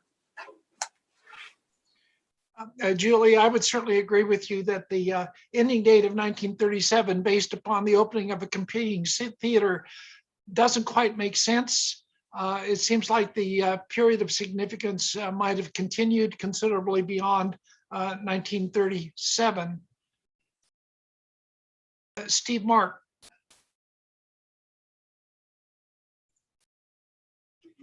Yeah, I had some of those same concerns. Although I did think about how there's other properties in Vail that have been listed, a few others. One is a Grand Opera House, and it got me thinking about that wider context of entertainment, and whether the first Rex went along the lines of a Nickelodeon or not. I'm not sure if that's recoverable at this point. And then maybe during the first couple of years of the present building's existence, what was done for sound? Was it an organ? Because there's those couple of year lag before talkies took over. So,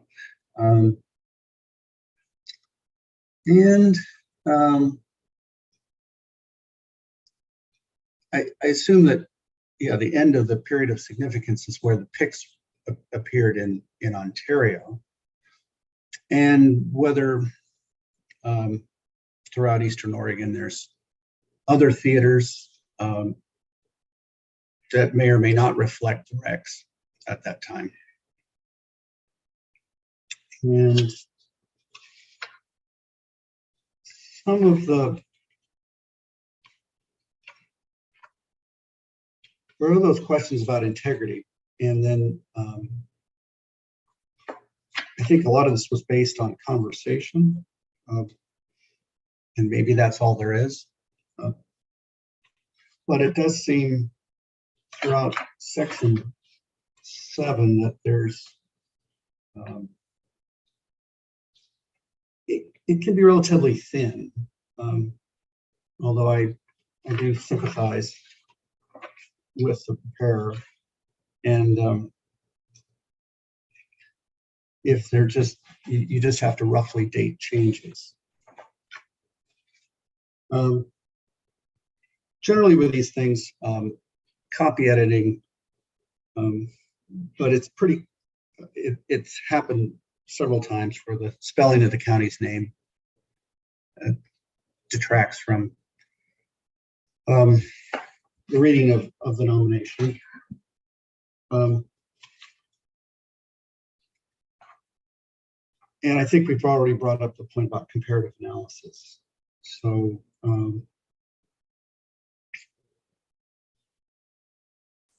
I guess that would be the main points of some of my concerns in regard to the nomination.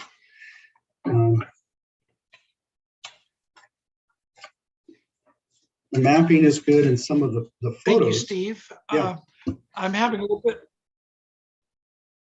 Oh, you're having trouble. Yeah, I'm sorry. I'm looking I'm getting down. Unstable internet connection with you. Oh, okay, yeah. Certainly the photos are intriguing. I'm not so sure that some of the newspaper articles necessarily are, but and I think that the current exterior photos certainly are good, and interior does show that there's been quite a bit of change there, as so often is the case with movie theaters. And that's about all I have with the Rex Theater. Thank you, Steve. Okay. I'm sorry I didn't hear the latter part of your comments, but I trust that the other members of the committee did. Was it? Okay. I would just observe that the facade of this building could significantly benefit from restoration.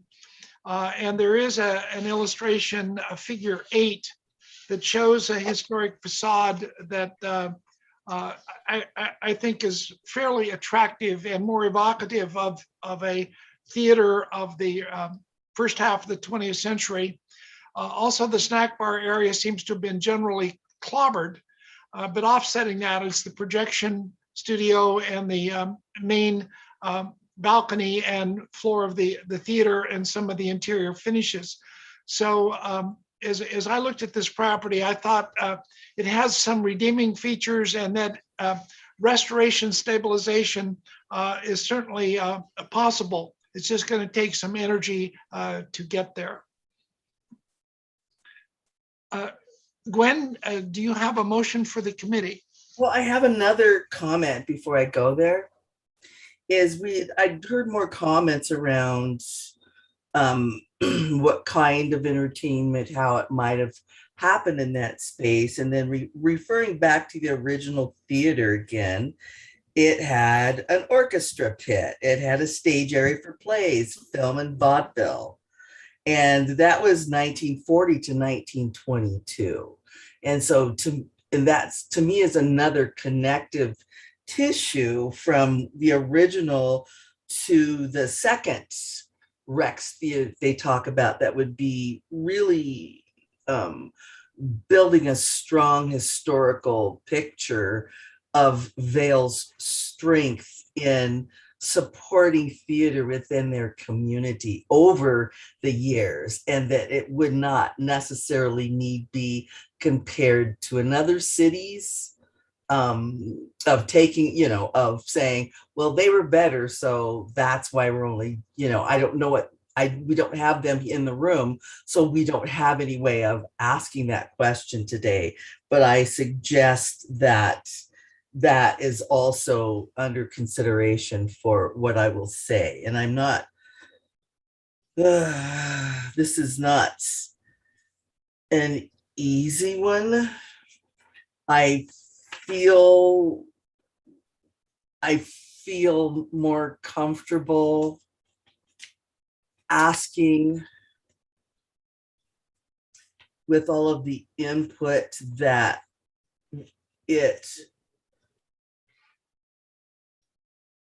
unless staff has some way to guide me, that we need to send it back to the preparer with our notes to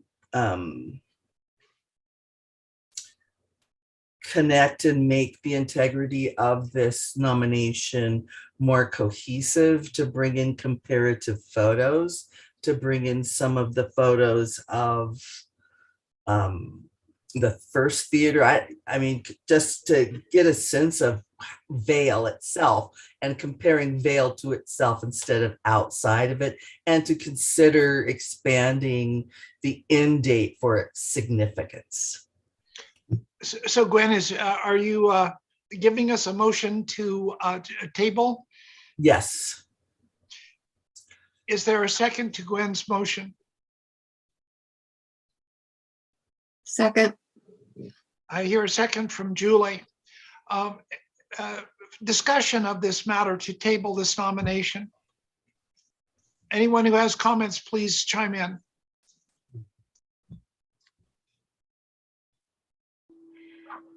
I have a question, and maybe Ian knows the answer to this. Do we know what work the Vail Theater folks are doing with the theater grant precisely? I specifically do not, but Robert's been working closely with him. Okay, Robert, do you have a sense? The top of my head, I can't remember. I know, but I'm pretty sure it wasn't like a full facade restoration. It was more mechanical things related to HVAC and using kind of more of the function so that they can have people come in during the summer heat and other kind of those structural pieces. So not necessarily the pretty facade pieces. Okay, thank you. I just wanted to just add the 2 cents that the comparative analysis is kind of hard when you're in these rural communities where they are the center of that universe, and that universe is the context. And so just, I don't know, to keep that in mind, I guess. I would also mention, I know Gwen has asked to look at the earlier Rex Theater, but that's not really what is being the focus of this nomination. It's this particular building. And I do think that a nomination of this property might help save it and drive its restoration. And that's where I'm reluctant to table it, but that's my input. And part of why it's not about the theater itself, but it's about the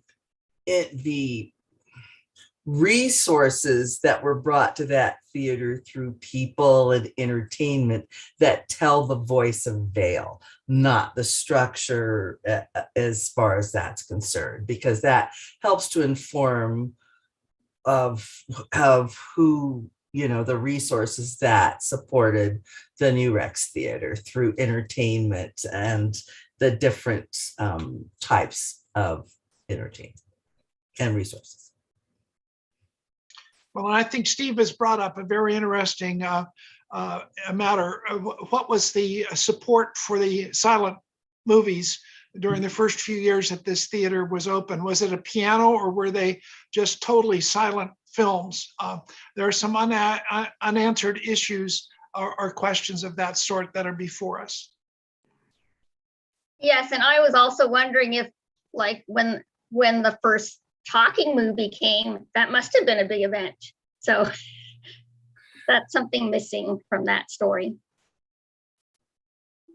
Again, the research in this subject is exceedingly difficult if there is not a digital scan of a Malheur County newspaper. It's needle and haystack research if there's not an ability to get to a digital resource. Chair Beckham, I think just a little bit observation when you're considering tabling. We always ask ourselves, do you want to, there are changes that need to be made, clearly concerns that need to be addressed. Do you, if you feel like you want to see it afterward, then tabling would probably be the right way to go. If you feel like the changes can be done at a staff level, that's always an option as well. So it's more like, do you feel like you need to see it come around again? Okay, so Chrissy has suggested that the committee could table this and then receive the nomination with revisions that may be orchestrated by staff working with the proponent. I'm open to that suggestion, Chrissy. I would appreciate, I don't feel like that's my charge to be here to make it more difficult for the groups that are bringing these forward, but I would really love to see this evolve in a good way. And it's just, I mean, it's a learning on all of our parts in some ways, but I would like to see the success of this nomination. Robert, do you have sufficient notes to help guide the proponent in some revisions if we table this at this time and then receive the nomination revised? So I guess I'm not quite. To me, the comment, I'm not clear what the major revisions are. They seem more minor in kind of what people are asking for, but I might be misinterpreting these. And I guess the other clarification, when you're saying table, that means it will come back to you. So, and then you would be reviewing it at another future meeting. If you are okay with what it is, but you do have revisions that you would like to be addressed, working to prepare with staff, but you're okay recommending it move forward, that would be the other option. So I guess I'm a little unclear on kind of the direction here of what's happening. Well, our motion is to table, and it has been seconded. And if that's what the vote goes for, okay, then it will come back to you. The notes that I have here, though, it's more of just add some more context to kind of establish a little better on the entertainment recreation history of the town, and take a look at the period of significance to see if it could maybe be extended, and then see if there's possibly any more comparables. That's what I have. I'm open to that. Can I come back to staff or to chair and say, I mean, it's been voted and seconded. Are we in a stuck place around that? Or I know Julie supported my motion. So, well, you can withdraw your motion, right? Is that acceptable? Just make a new motion for Yeah, right. So Julie has suggested, Gwen, that if you withdraw the motion and the second withdraws, that we could come at this again with a motion to approve in light of revisions that would be worked out between staff and the proponent. So I would entertain a motion to withdraw tabling it at this point. Okay. I withdraw my second. All right. So we. Now I'd like to provide another motion to move this forward to the keeper, and with the revisions that have the friendly revisions that have been recommended to staff to move forward. Do we have a second of this revised motion? I second that. Okay, we have a revised motion to forward this to the keeper of the register with a second in light of several revisions that will be worked out between staff and the proponent. Let's proceed with voting. Beckham, yes. Jacqueline? Yes. Steve Mark? Yes. Julie? Yes. Gwen? Yes. Mark? Yes. Great, good, all right. I think these small town theaters are real gems, and they are places of community gatherings, and their preservation and perpetuation as part of the glue of small towns, I think, is really important. And I applaud staff for helping get funding for some of these initiatives on Oregon theaters. Our next item on the agenda are Oregon New Deal Resources, PWA, WPA, 1933, 1943, and MPD.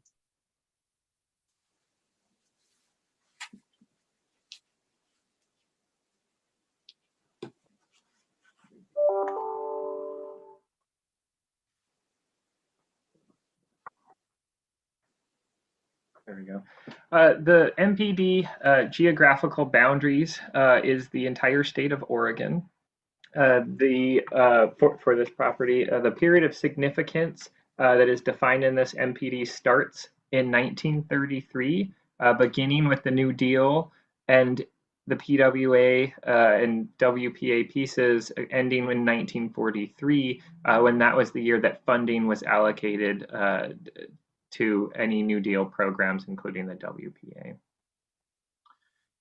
For the property, there are two defined historic contexts in Section E in the MPD, that is social and cultural development through federal relief in Oregon, as well as art, architecture, and landscape architecture funded by relief programs in Oregon. In Section F, there are 9 different property types for this MPD. Each of those property types do have subtypes, and they've been listed identifying different property types associated with PWA and WPA public relief programs. And those property types are government, agriculture, education, transportation, industry, defense, property type other, entertainment, recreation, and health. The committee must also consider sections H and I. Section H, again, is summary of identification and evaluation methods, and that must include an explanation of the methods used to create the MPD, things like the survey data, how registration requirements were put together, same thing with contacts, as well as section I being the bibliographical resources. So in summary, the discussion for the committee today is, does the MPD provide the appropriate historic context in section E? Do any require substantial revision? Are there any noticeable contexts that seem to be missing to illustrate the significance of this MPD? Or also, does it establish the information and context for the property types discussed in in section F?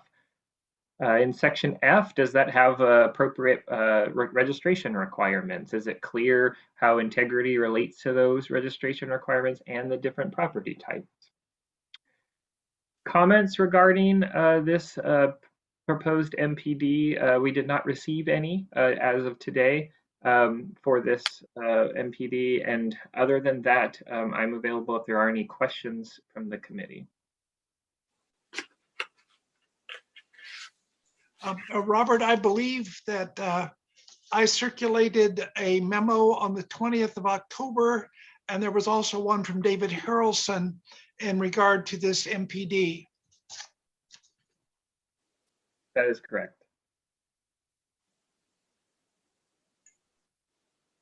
Are there other questions or comments for Robert? I had a question about resources that are dated to the New Deal period, but maybe additions to other structures, or how does that exactly work? So are you asking if maybe there was an existing building and then a New Deal program funded in addition to that? Yes, yes. So what you'd look for is in the registration requirements, if it handles that of these additions, if they are significant in their own right, is that something that can meet the MPD's requirements? The preparer is also available today, and she might also be able to talk about how she handled that. But as a committee, that's how you'd kind of think about that. And section E, the context should establish, you know, how something like an addition could be significant. Okay.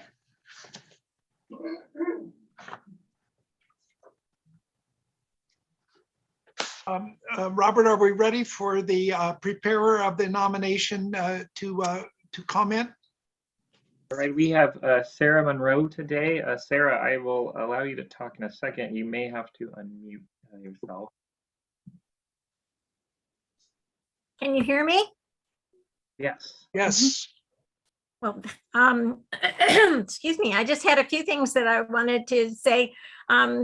With this proposal, Oregon's now posed to join a number of other states that have already created an MPD to cover a category of New Deal resources in an effort to simplify this process of nomination of properties to the National Register.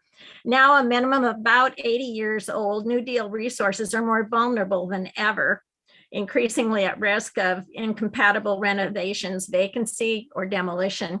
And communities are often looking for newer, larger buildings to better serve as courthouses, city halls, or schools, of replacing roads, bridges, or tunnels to more efficiently accommodate modern vehicles, or relocating parks or lodges to more popular locations. The original structures, buildings, or sites are often unique, distinctive, and worthy of protection, and the MPD document should assist in helping to preserve this heritage. In the criteria for social and cultural association, excuse me, of New Deal programs, I had a few just comments a little bit. And because of the breadth of projects and resources under the New Deal, Robert and SHPO suggested limiting this MPD draft, and this has been done in other states as well, as you may be aware, to public works administration and works progress administration projects. These two, the PWA and WPA, were two of the three New Deal programs that produced a very large number of the public works projects. And although these two programs were organized very differently, there are a lot of similarities that exist between them and buildings that and other resources that are very comparable. The Civilian Conservation Corps is the third major public works project that produced many resources. And hopefully this MPD can be amended at some point or augmented in some way to include these resources. And in the section E, I included a description of the CCC program in anticipation of that potential.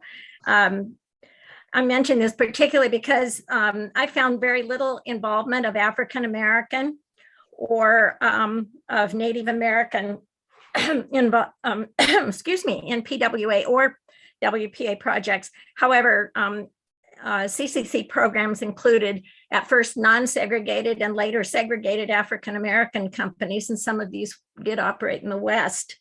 Separate Native American companies were also organized to work on the reservations, and hopefully resources that represent these populations can be identified when researching CCC or Native American comparable projects in the state.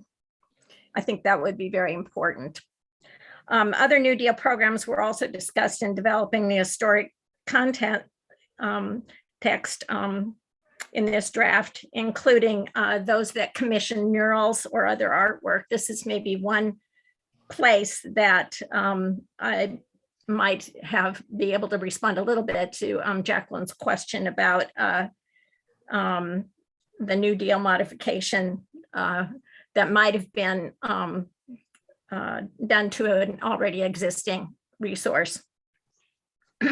Excuse me, and that included with public works of art projects or Treasury Department art programs, as well as the federal one projects. All resources that were reviewed for this document were considered under A and then possibly also criterion C.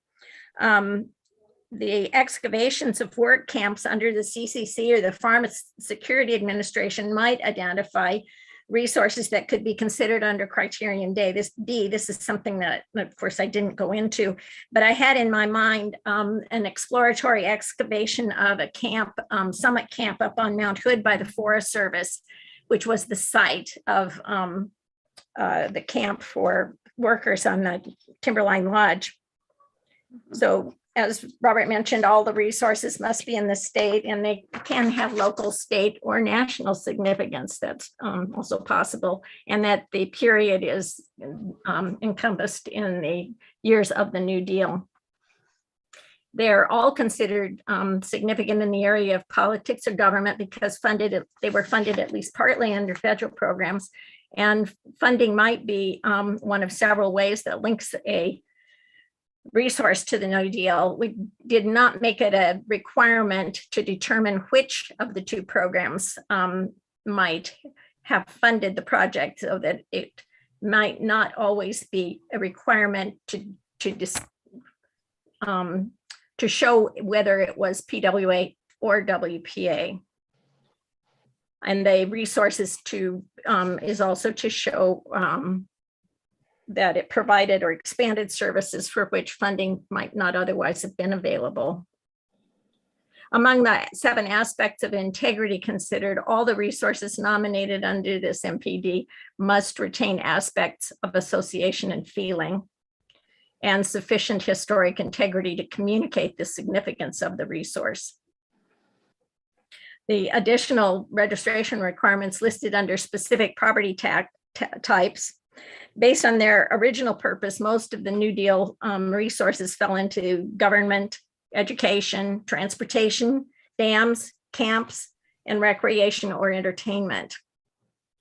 The National Register eligibility for New Deal post offices is already covered by 2 MPDs that have been adopted. Under government resources, there were located 4 New Deal courthouses, 11 city halls, and at least 2 administrative buildings, both of which happen to be rustic. These governmental resources are suggested to be also significant under criterion C as well as A in most cases, not every case. New Deal schools were designed in a variety of architectural styles, and colonial revival tended to predominate. Libraries also funded, such as the State Library of Oregon, which you may be discussing later. In the area of transportation, the Wilson River Highway and the Wolf Creek Road are noteworthy, but the most significant were the Condi McCulloch designed coastal bridges that have been recognized as the works of a master. In addition to many other New Deal bridges in Oregon, McCulloch designed an important underpass in North Salem for Southern Pacific Railroad. Bonneville Dam is the largest of the New Deal industrial projects, the largest of any of the New Deal projects, in fact, in the state, and is already recognized as a national landmark. Work camps were also funded under the WPA, and particularly interesting I found was Camp Lane. And also I was kind of interested in those sanitation facilities, which turned out to be that ubiquitous WPA, WC. Oregon has many New Deal built or improved parks, lodges, and cabins, scenic drives and trails, swimming pools, and bathhouses that functioned as entertainment or recreation facilities. I just, in summary, kind of wanted to thank Robert for his advice and direction in preparing this draft, and SHPO as well for their input. In addition, I appreciate Restore Oregon for supporting the preparation of this form, and I appreciate the committee's time and attention to this draft form. Thank you. Thank you, Sarah. That's a really wonderful summary. I need to ask the committee if there's anyone who has a conflict of interest with this nomination. I hear none. Are there other, is there other public input or comment for the committee to consider today? We do not have anybody else that is on our call today, and I don't believe Chris has received anything either. Thank you, Robert. Well, let's, as a committee, take a look at this. Jacqueline?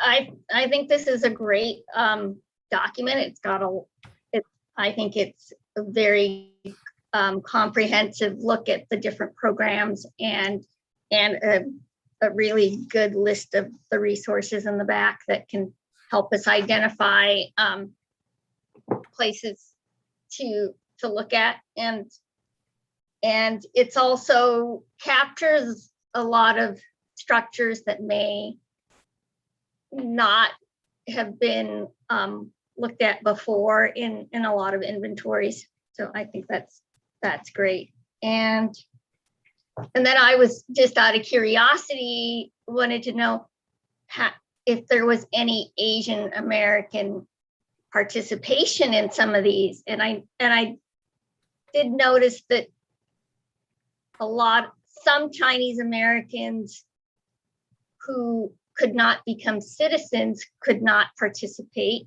in some of these programs, but that I am sure there are many, and I was just curious whether there were any other people participating either in the art or any of those other programs. So that was just a curiosity. May I answer? Yes, go ahead, Sarah. So the only one I can think of is Bui Ki, who participated at Timberline Lodge, and not just there, but he was worked under the art project, and he apparently, but this is undocumented, told his nephew that he had participated in the creation of the mosaic around the drinking fountain at the entrance to the lodge.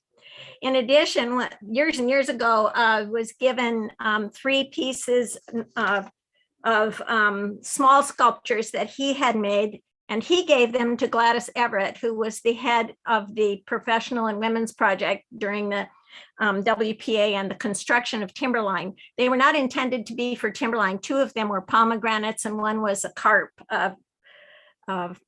plaster carp, a fish. And so they were entered into the Friends of Timberline archive, and they've been up at the lodge on and off. They are not right now.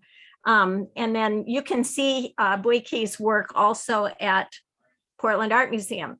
So that's a lot of verbiage about one artist and one participant. As far as other workers, I am not aware. I'm sorry. Thank you, Sarah. Steve Mark?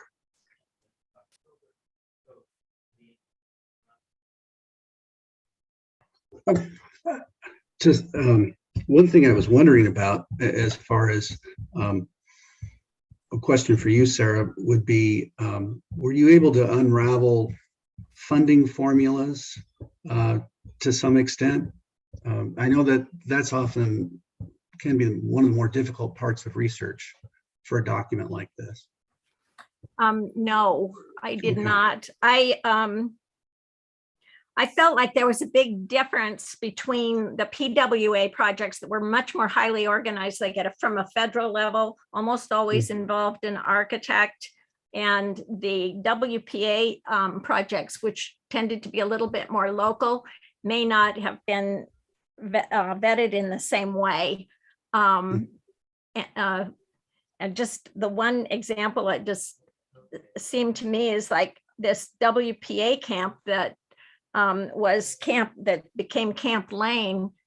It was like, where did that come from? It was very local. I would be really interested to do further research on that. They were building a tunnel to shorten the distance between Eugene and the coast and Florence. And I don't know that that was part of any larger planning at all. And then it turned out, I mean, this was to be an unlined tunnel, which turned out not to be a good idea. And they eventually had to abandon it. And it started off actually as a transient camp. Well, who were they? There's so much intriguing history about that. But as far as the funding formulas, I did not zero in on that. And it would be interesting to do a little bit more research on that. Sarah, I would just comment, perhaps that tunnel is the one on Route F. It's east of Mapleton. Correct. Between Walton and Mapleton. And I think the tunnel project was resurrected in the 1960s when that became a paved route from Veneta to Mapleton. Yes, that's it. Julie. I have nothing to add. I was surprised had not already been done. It was like, whoa. Anyway, very nicely done. Gwen? Thank you, Chair Beckham. Sarah, thank you so much for all of the work that went into this MPD. Very comprehensive. I appreciate also your comment on acknowledging African American CCC workers in the West.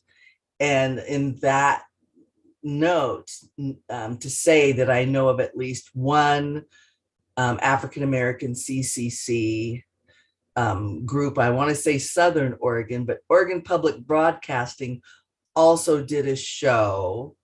I think it was in 2015, and it supports a story around an integrated opportunity in Oregon around the CCC of Black and white working together in the early years of that. And so just all of that information informs all of our cultural history within that MPD.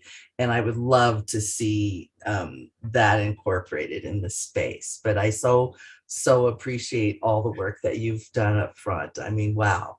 Thank you. Mark? Thank you. Are we commenting to Sarah right now, or is this our committee comments? Oh, I can't hear you, Steve, Dr. Beckham. We've drifted into committee comments. Okay. And I hope that's all right. Yeah, and Steve was the lead on that, right? Okay, just so we're clear, I was confused because I thought maybe we're doing things out of order, but maybe that's okay. So first, maybe I'm missing something really obvious here, but there's a separate CCC MPD, right? That's why that's not, no? So again, maybe I'm just missing something really obvious, but what it seems like unless I'm reading the wrong document, that the CCC properties are not part of this, but it's discussed in the intro. And I guess I'm confused as to why that is. I can add to that a little bit from the administrative perspective, Mark. When we discussed, this has been a glimmer in SHPO's eye for years and years to do this. Like, why hasn't it been done before? But we also realized that in the time frame we had and the budget we had, that doing PWA, WPA, and CCC would just be a super heavy lift. Okay. And so under the structure of an MPD, you can add context over time. So what Sarah was doing is creating sort of a hook. Okay. To then go back and do that when we have funding to do the CCC portion. Okay, well that makes perfect sense. And then I would just say that maybe somehow state that in here, because I was like, wait a minute, we're missing like a third of this. And so it's still to come, or could potentially come. So that would be, again, I didn't know if I just missed something obvious or if it was something like that. And I just, like as everyone else said, it was a good read and I learned a lot and it was very thorough about that. I did have some concerns about some of the language, and I appreciated the point of including the women and minorities under each of these sections, but I found the language a little bit antiquated, I guess is a way to say it. And how quote unquote minorities might be conceptualized. I don't know that the word minority has quite the same resonance today as it, like underserved people, marginalized people. There's other kinds of language that capture that concept better. And even within that, I'm going to give a couple of examples, like ex-slaves, like people are not inherently slaves, they are enslaved. So like that's kind of a way we talk about that today in these kinds of writings. And so, and likewise, again, so at face value, minorities is represented as, these are the language, as women, American Indians, and Mexicans. And again, that concept of Mexican might include people other than from Mexico or Latin American or something like that. And I know that this is not, I know that there's differences of opinion on this, but saying Indigenous or Native American might be better than American Indian.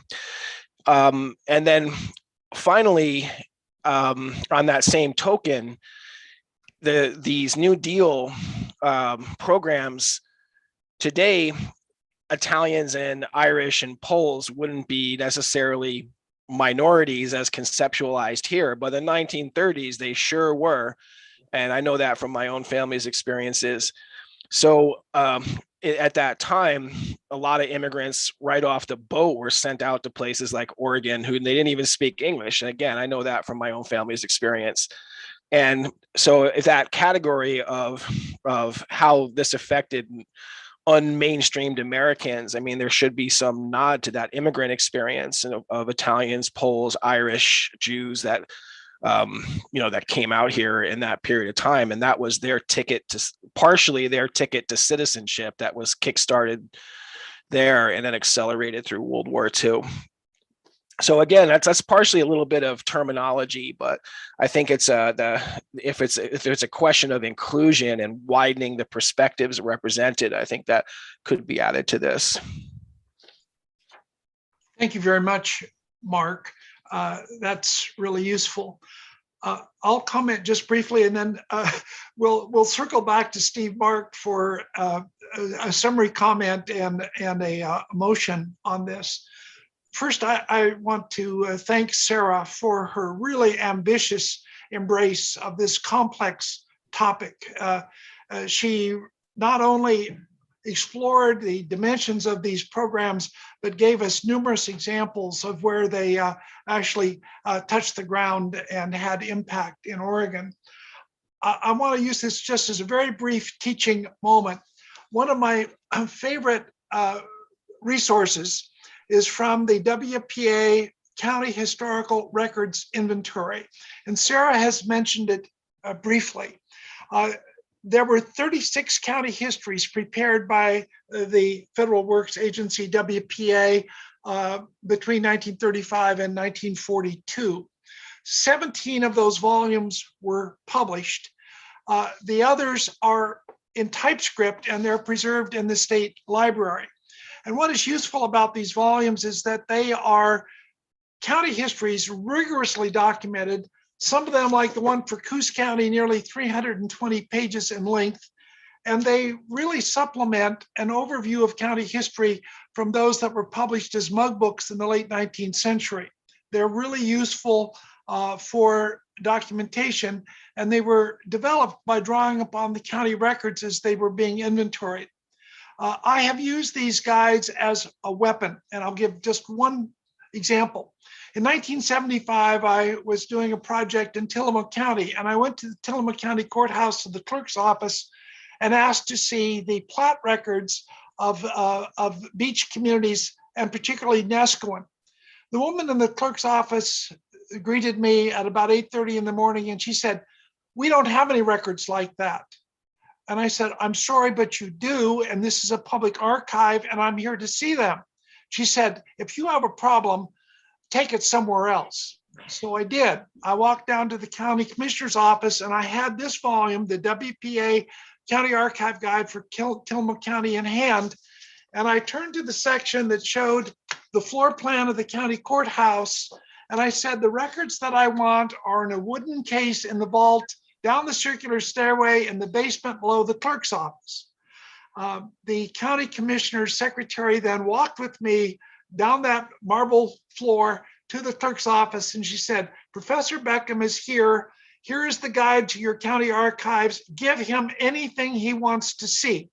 So I've been forever grateful to the WPA and these marvelous county archive guides that exist for all 36 counties in Oregon, either in manuscript or in published typescript. Enough of historical resources from the old professor.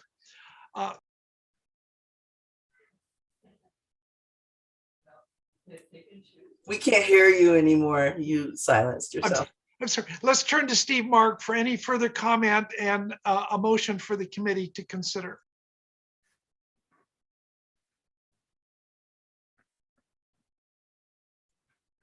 Oh, okay, here we go. In terms of summary, I would say that overall this puts things into context brilliantly. I wanted to ask you, how long has this project been in your hands? Are you, do you mean me? Yes, sorry. Since I guess I started with, I know exactly, it was January 29th of 2019, because I was in the hospital with a knee replacement when Chrissy called me and said she wanted to move forward. So I was under the effects of recovery drugs. Anyway, that was the very beginning. And then I drafted a scoping document through the spring of 2019, and and worked with Robert then on that, and then subsequently on the document itself. It was a little complicating because of COVID and being able to get access, of course, or to visit these resources. And I would have loved an opportunity to go to the National Archive that in Washington, DC. I've been there before for doing research on timberline, but would love to go back and see if I couldn't get some more documentation under this project, which wasn't possible.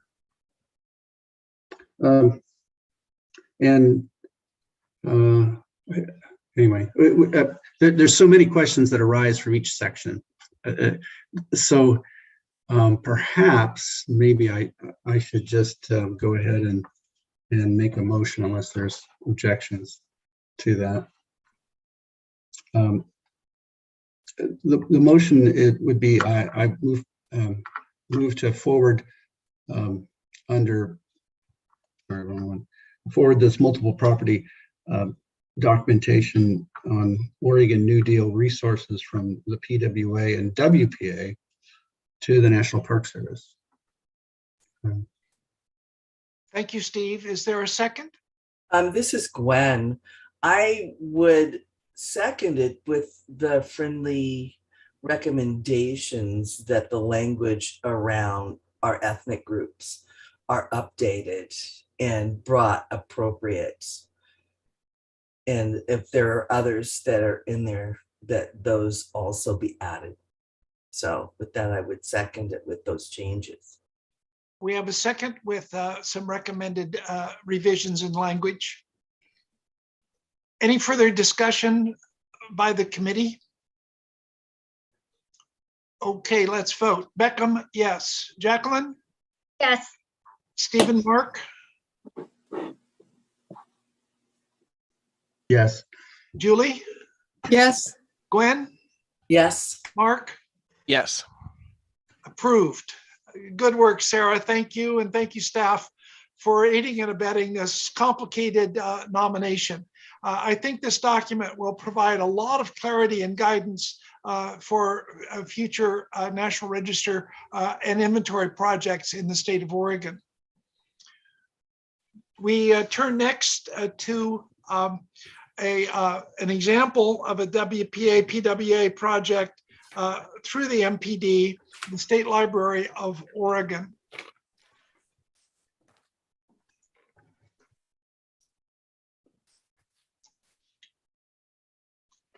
The Library of Oregon is located in Salem on one block of the Capitol Mall, the Capitol State Park, just northwest of the State Capitol building. The nomination explains that the State Library of Oregon meets all general registration requirements and property-specific requirements of the Oregon New Deal resources from the PWA and WPA of 1933 to 1943 MPD. The period of significance for this resource begins with the date that the building's construction and ends with the year that funding to the New Deal work relief programs ended. The State Library of Oregon is eligible for listing in the National Register under Criterion A at the statewide level in the area of education as the only library that serves all residents of the state of Oregon through local libraries and the Oregon History Collection. In addition, it's a resource for state legislators and employees of state agencies and for users of the Talking Book and Braille Library. The nomination also argues for Criterion C in the area of architecture as one of the most important architectural designs by White House and Church of the New Deal period and an outstanding example of modernist architecture in Oregon. The building was constructed with superior workmanship and embellished with carvings by Gabriel Levere. Sorry if I said that wrong, a gifted sculptor of the New Deal. In terms of alterations, no additions have been made to the building and exterior alterations have been modest and unobtrusive. Remodeling has impacted the historic character of interior office spaces, including those on the first floor on the north side, third floor, as well as the penthouse.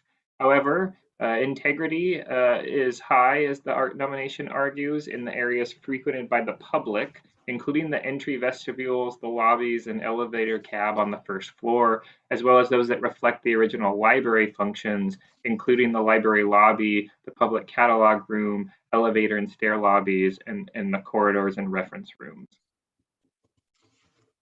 So in summary, the discussion for the committee today is, does the State Library building adequately document an argument for Criterion A in the area of community planning and development?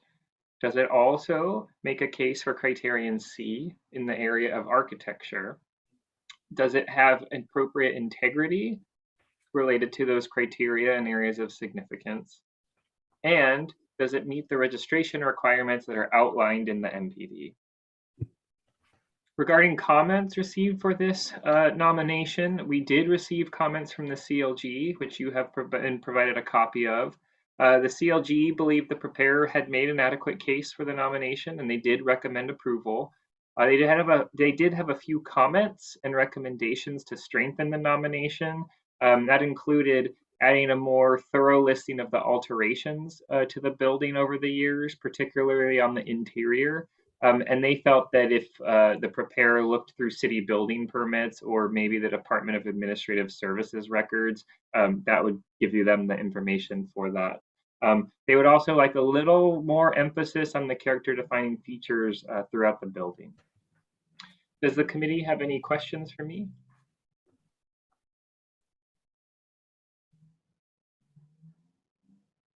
I don't hear any questions for Robert. Does anyone have a conflict of interest with this nomination? I hear none. Robert, I believe Sarah is still with us, and as the preparer of the nomination, it's appropriate for us to hear from her. Thank you. I'm very pleased to have an opportunity to present this nomination to this State Library of Oregon, to the National Register, to the State Advisory Committee for hopeful listing. And I think it's really time for this distinguished building to be acknowledged for its architectural merit as well as its historical importance to the state as a New Deal resource. Under criterion A, it's significant as construction under the PWA that created work for architects, contractors, engineers, landscape architects, artisans, and laborers who might not otherwise have had employment at that time. And it built needed structures where funding was not otherwise available. This is particularly true in this case. It underlined the significance of education at a time when the residents of over 1/3 of the state had no other access to a public library. And I think that it's important to recognize that this building is more than a nod, is significant in that residents in the state at that time considered libraries and education as vital to preserving the democracy in the country. And this may have some relevance in today's contentious political environment. Recognition of the leadership of women is also part of the story of the State Library in creating and administering it. Under criterion C, as part of the Capitol Mall, this was the first building that was constructed after the Capitol. Its distinctive architecture under the PWA, as Robert indicated, it's a fine example of strict classical modernist architecture with Art Deco details that are characteristic of many public works administration buildings.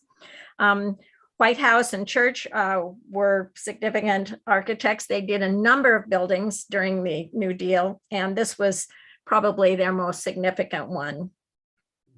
Gabriel Lavar was a sculptor. He eventually moved to California, but at this time he was living in Oregon and executed almost all of the sculptural details on this building. And the pioneer mother reading to her son was a particularly significant piece. The medallions and the printer's marks that are on the interior and exterior are significant as well, with symbolism of education and reading and printing also. Robert shared with me several comments or concerns about the nomination that had been made available to him earlier. One was that the State Library was concerned about the connection between Cornelia Marvin, who was the first state librarian, and her support of the discredited theory of eugenics. Marvin never served, this is my response, and to that as librarian in the current building. And the importance of her role really was encouraging the growth in the number of libraries in the state. She viewed, interestingly, but oddly, she viewed her support of eugenics as an extension of her role as the state librarian. And it was part, she thought, of encouraging education. Cheryl Gunselman has written an article that's in the Oregon Historical Quarterly about Marvin, who left her position as state librarian in order to marry then Governor Pierce, who eventually became a US representative. And at the time, he was like one of the oldest in the Congress. I did want to address this concern in the nomination form after Robert mentioned it to me. And so I will add a footnote to acknowledge her support of eugenics. Also, the city of Salem had commented on the library nomination and that there was a an omission in it of the 2020 alterations to the interior of the building, and especially alterations to the third floor. So I looked up the permit file with the city, and it described the alterations as a revision to an interior office space on the third floor and to plumbing, mechanical, and electrical upgrades that were related and impacted first, second, third, and fourth floors. 4 subsequent permits that I located related to alterations for the fire system. And I will add that information to the section on alterations. The city did not suggest these revisions impacted the contributing features of the building, but did recommend that that would help flesh out a better description of the contributing and non-contributing features. I was very fortunate to have the 1998 historical assessment, which was completed by George McMath and Robert Dortnack, and identifies areas of less integrity, which include the basement, first and third floors, public restrooms, and main corridors in the basement and third floor, and the conference room also in the basement. And I think that maybe these areas, or some of them, may be considered as non-contributing features, and I will try to identify those better in response to the comments. In addition, I think much of the landscaping now follows planting designs of the Oregon State Capitol State Park, and may also be considered non-contributing in terms of the period of significance. And I am looking forward to an opportunity to get inside the building. I have been in it before, but it has been closed during this entire period of COVID, and that will give an opportunity to further identify contributing and non-contributing features. And so thank you very much again. Thank you, Sarah. Steve, you are our lead on this. Are you ready to go? I think so. I did have a question for Sarah. It just sort of intrigued me as I was reading the nomination, and just had to do with the origin of the idea of a penthouse on top of a state building. Any thoughts about that? Or I don't. I know when they there was some thought at the beginning when the idea of having a separate state library was proposed. There was I think it was Governor Martin at that time, I'm not sure, at one point fairly late in the development of the idea of this separate building, wanted to combine it and have it be a combined building with other state offices. And then there was some pushback on that. And so it was built as the state library, and that's what's this emblazoned on the outside of the building, carved into the building. But it's always housed various agencies within it, like the state tax court, and then there are other not always related state offices in the library building itself. Maybe the penthouse, this is a guess on my part, and I could try to do some further research on that to see if I could identify that. Might have been part of that thought. I'm sorry, long answer for saying I don't know.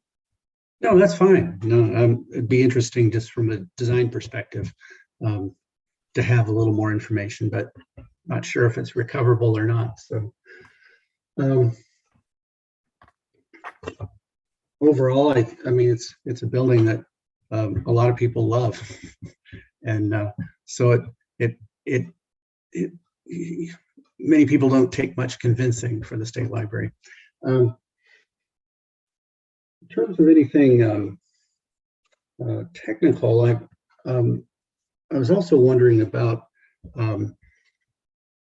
you approached it as much as I think you could with comparative analysis with a couple of other large libraries, but I did wonder about at the time whether there were other PWA funded libraries like this elsewhere. In other states. Yeah. I don't know. Okay. It was just another thing that kind of, when something's by itself, you think about how it fits into larger context of things. So, and in some respects, it's I do like the emphasis on exterior decoration and how it partly because you don't see it all that often on public buildings, but the Art Deco within this sort of modernist, often stripped down version of architecture. And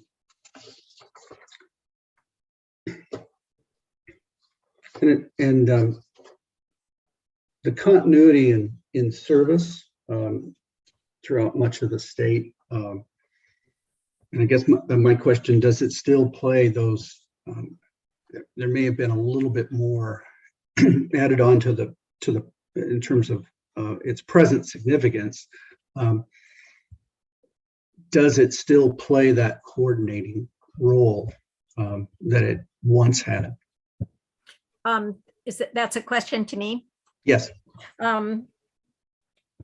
No, maybe not the same way. It does have the Braille library now, which has expanded. That library had been in Portland, and now that is in the state library. Okay. But it doesn't have that same significance of providing, and it's a rich history with people writing in from remote areas of the state, asking for some information on something that maybe relates to agriculture for their farming or preserving their fruit or vegetables, or helping to give them some further education. But that role, it does not play any longer. Okay. It does have some, and I'm a little vague on this, but it does have, I think they are listed online. It certainly has a huge collection of digital images. It has certain special collections that aren't, that are unique and are of significant value. Okay. And in terms of planning, is this part of a larger, is there restoration efforts made at the level of at the state library? I am not aware that there is any restoration effort underway.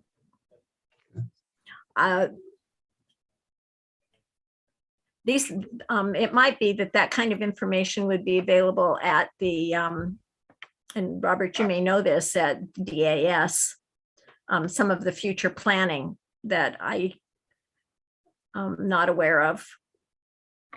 And perhaps if the committee is directing that some of that be added to the nomination, that's something a little further research could do. All right. But it's just a question at this point, rather than, and maybe other committee members might have some feeling about that or not. So,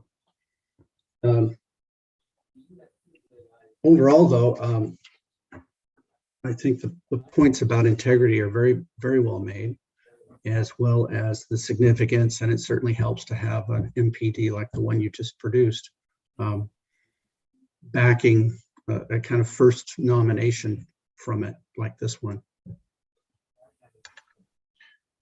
So I think those are my comments.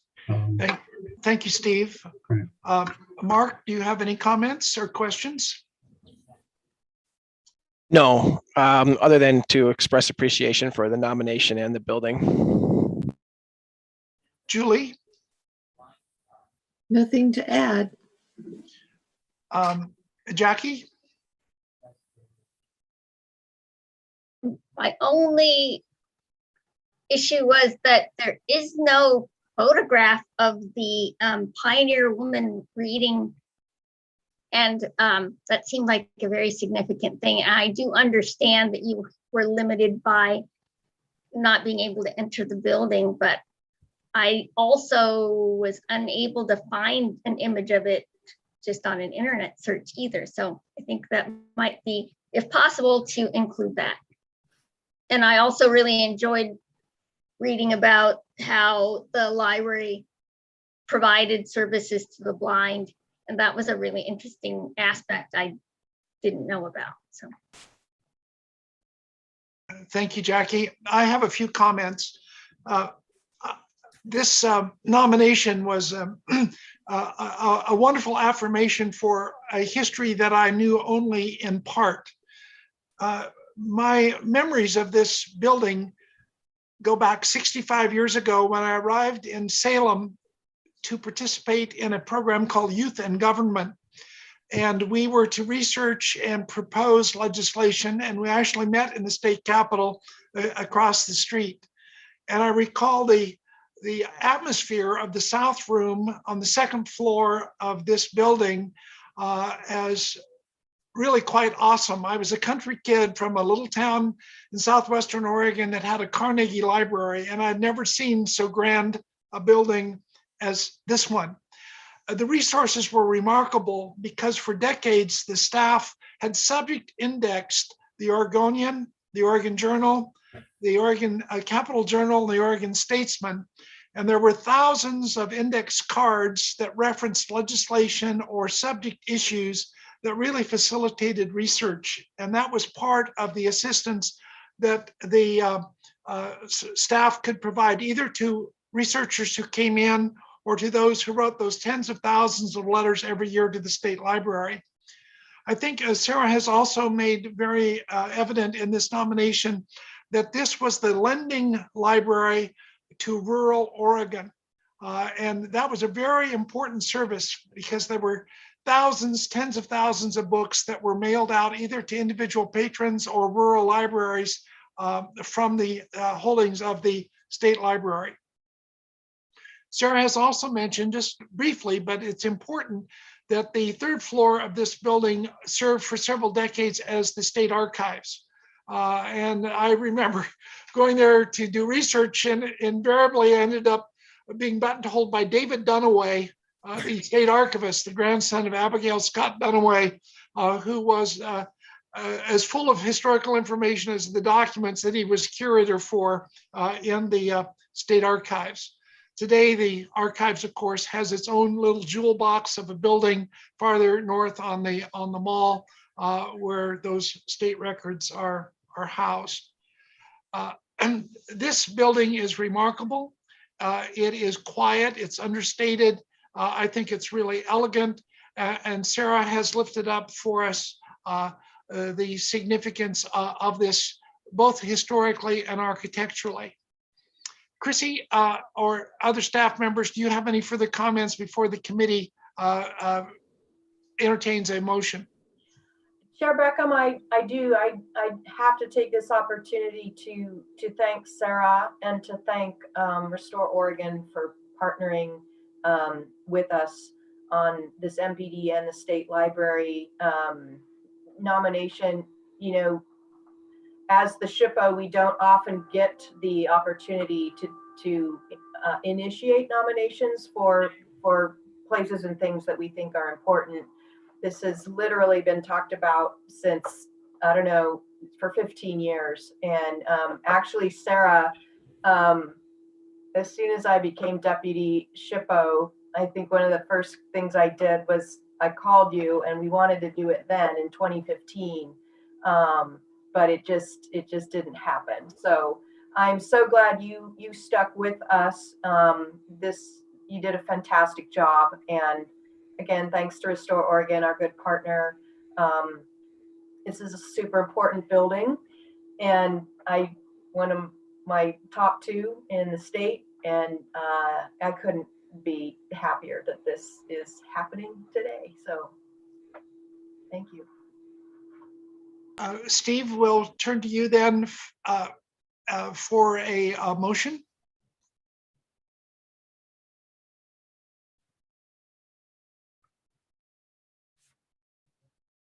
I move to forward this nomination under criterions A and C with statewide significance to the keeper of the National Register, with any other recommendations that our committee members would like to make.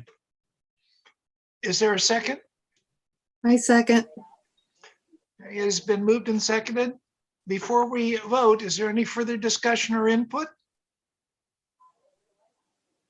Okay, we'll proceed with the vote. Beckham, yes. Jacqueline? Yes. Stephen Mark?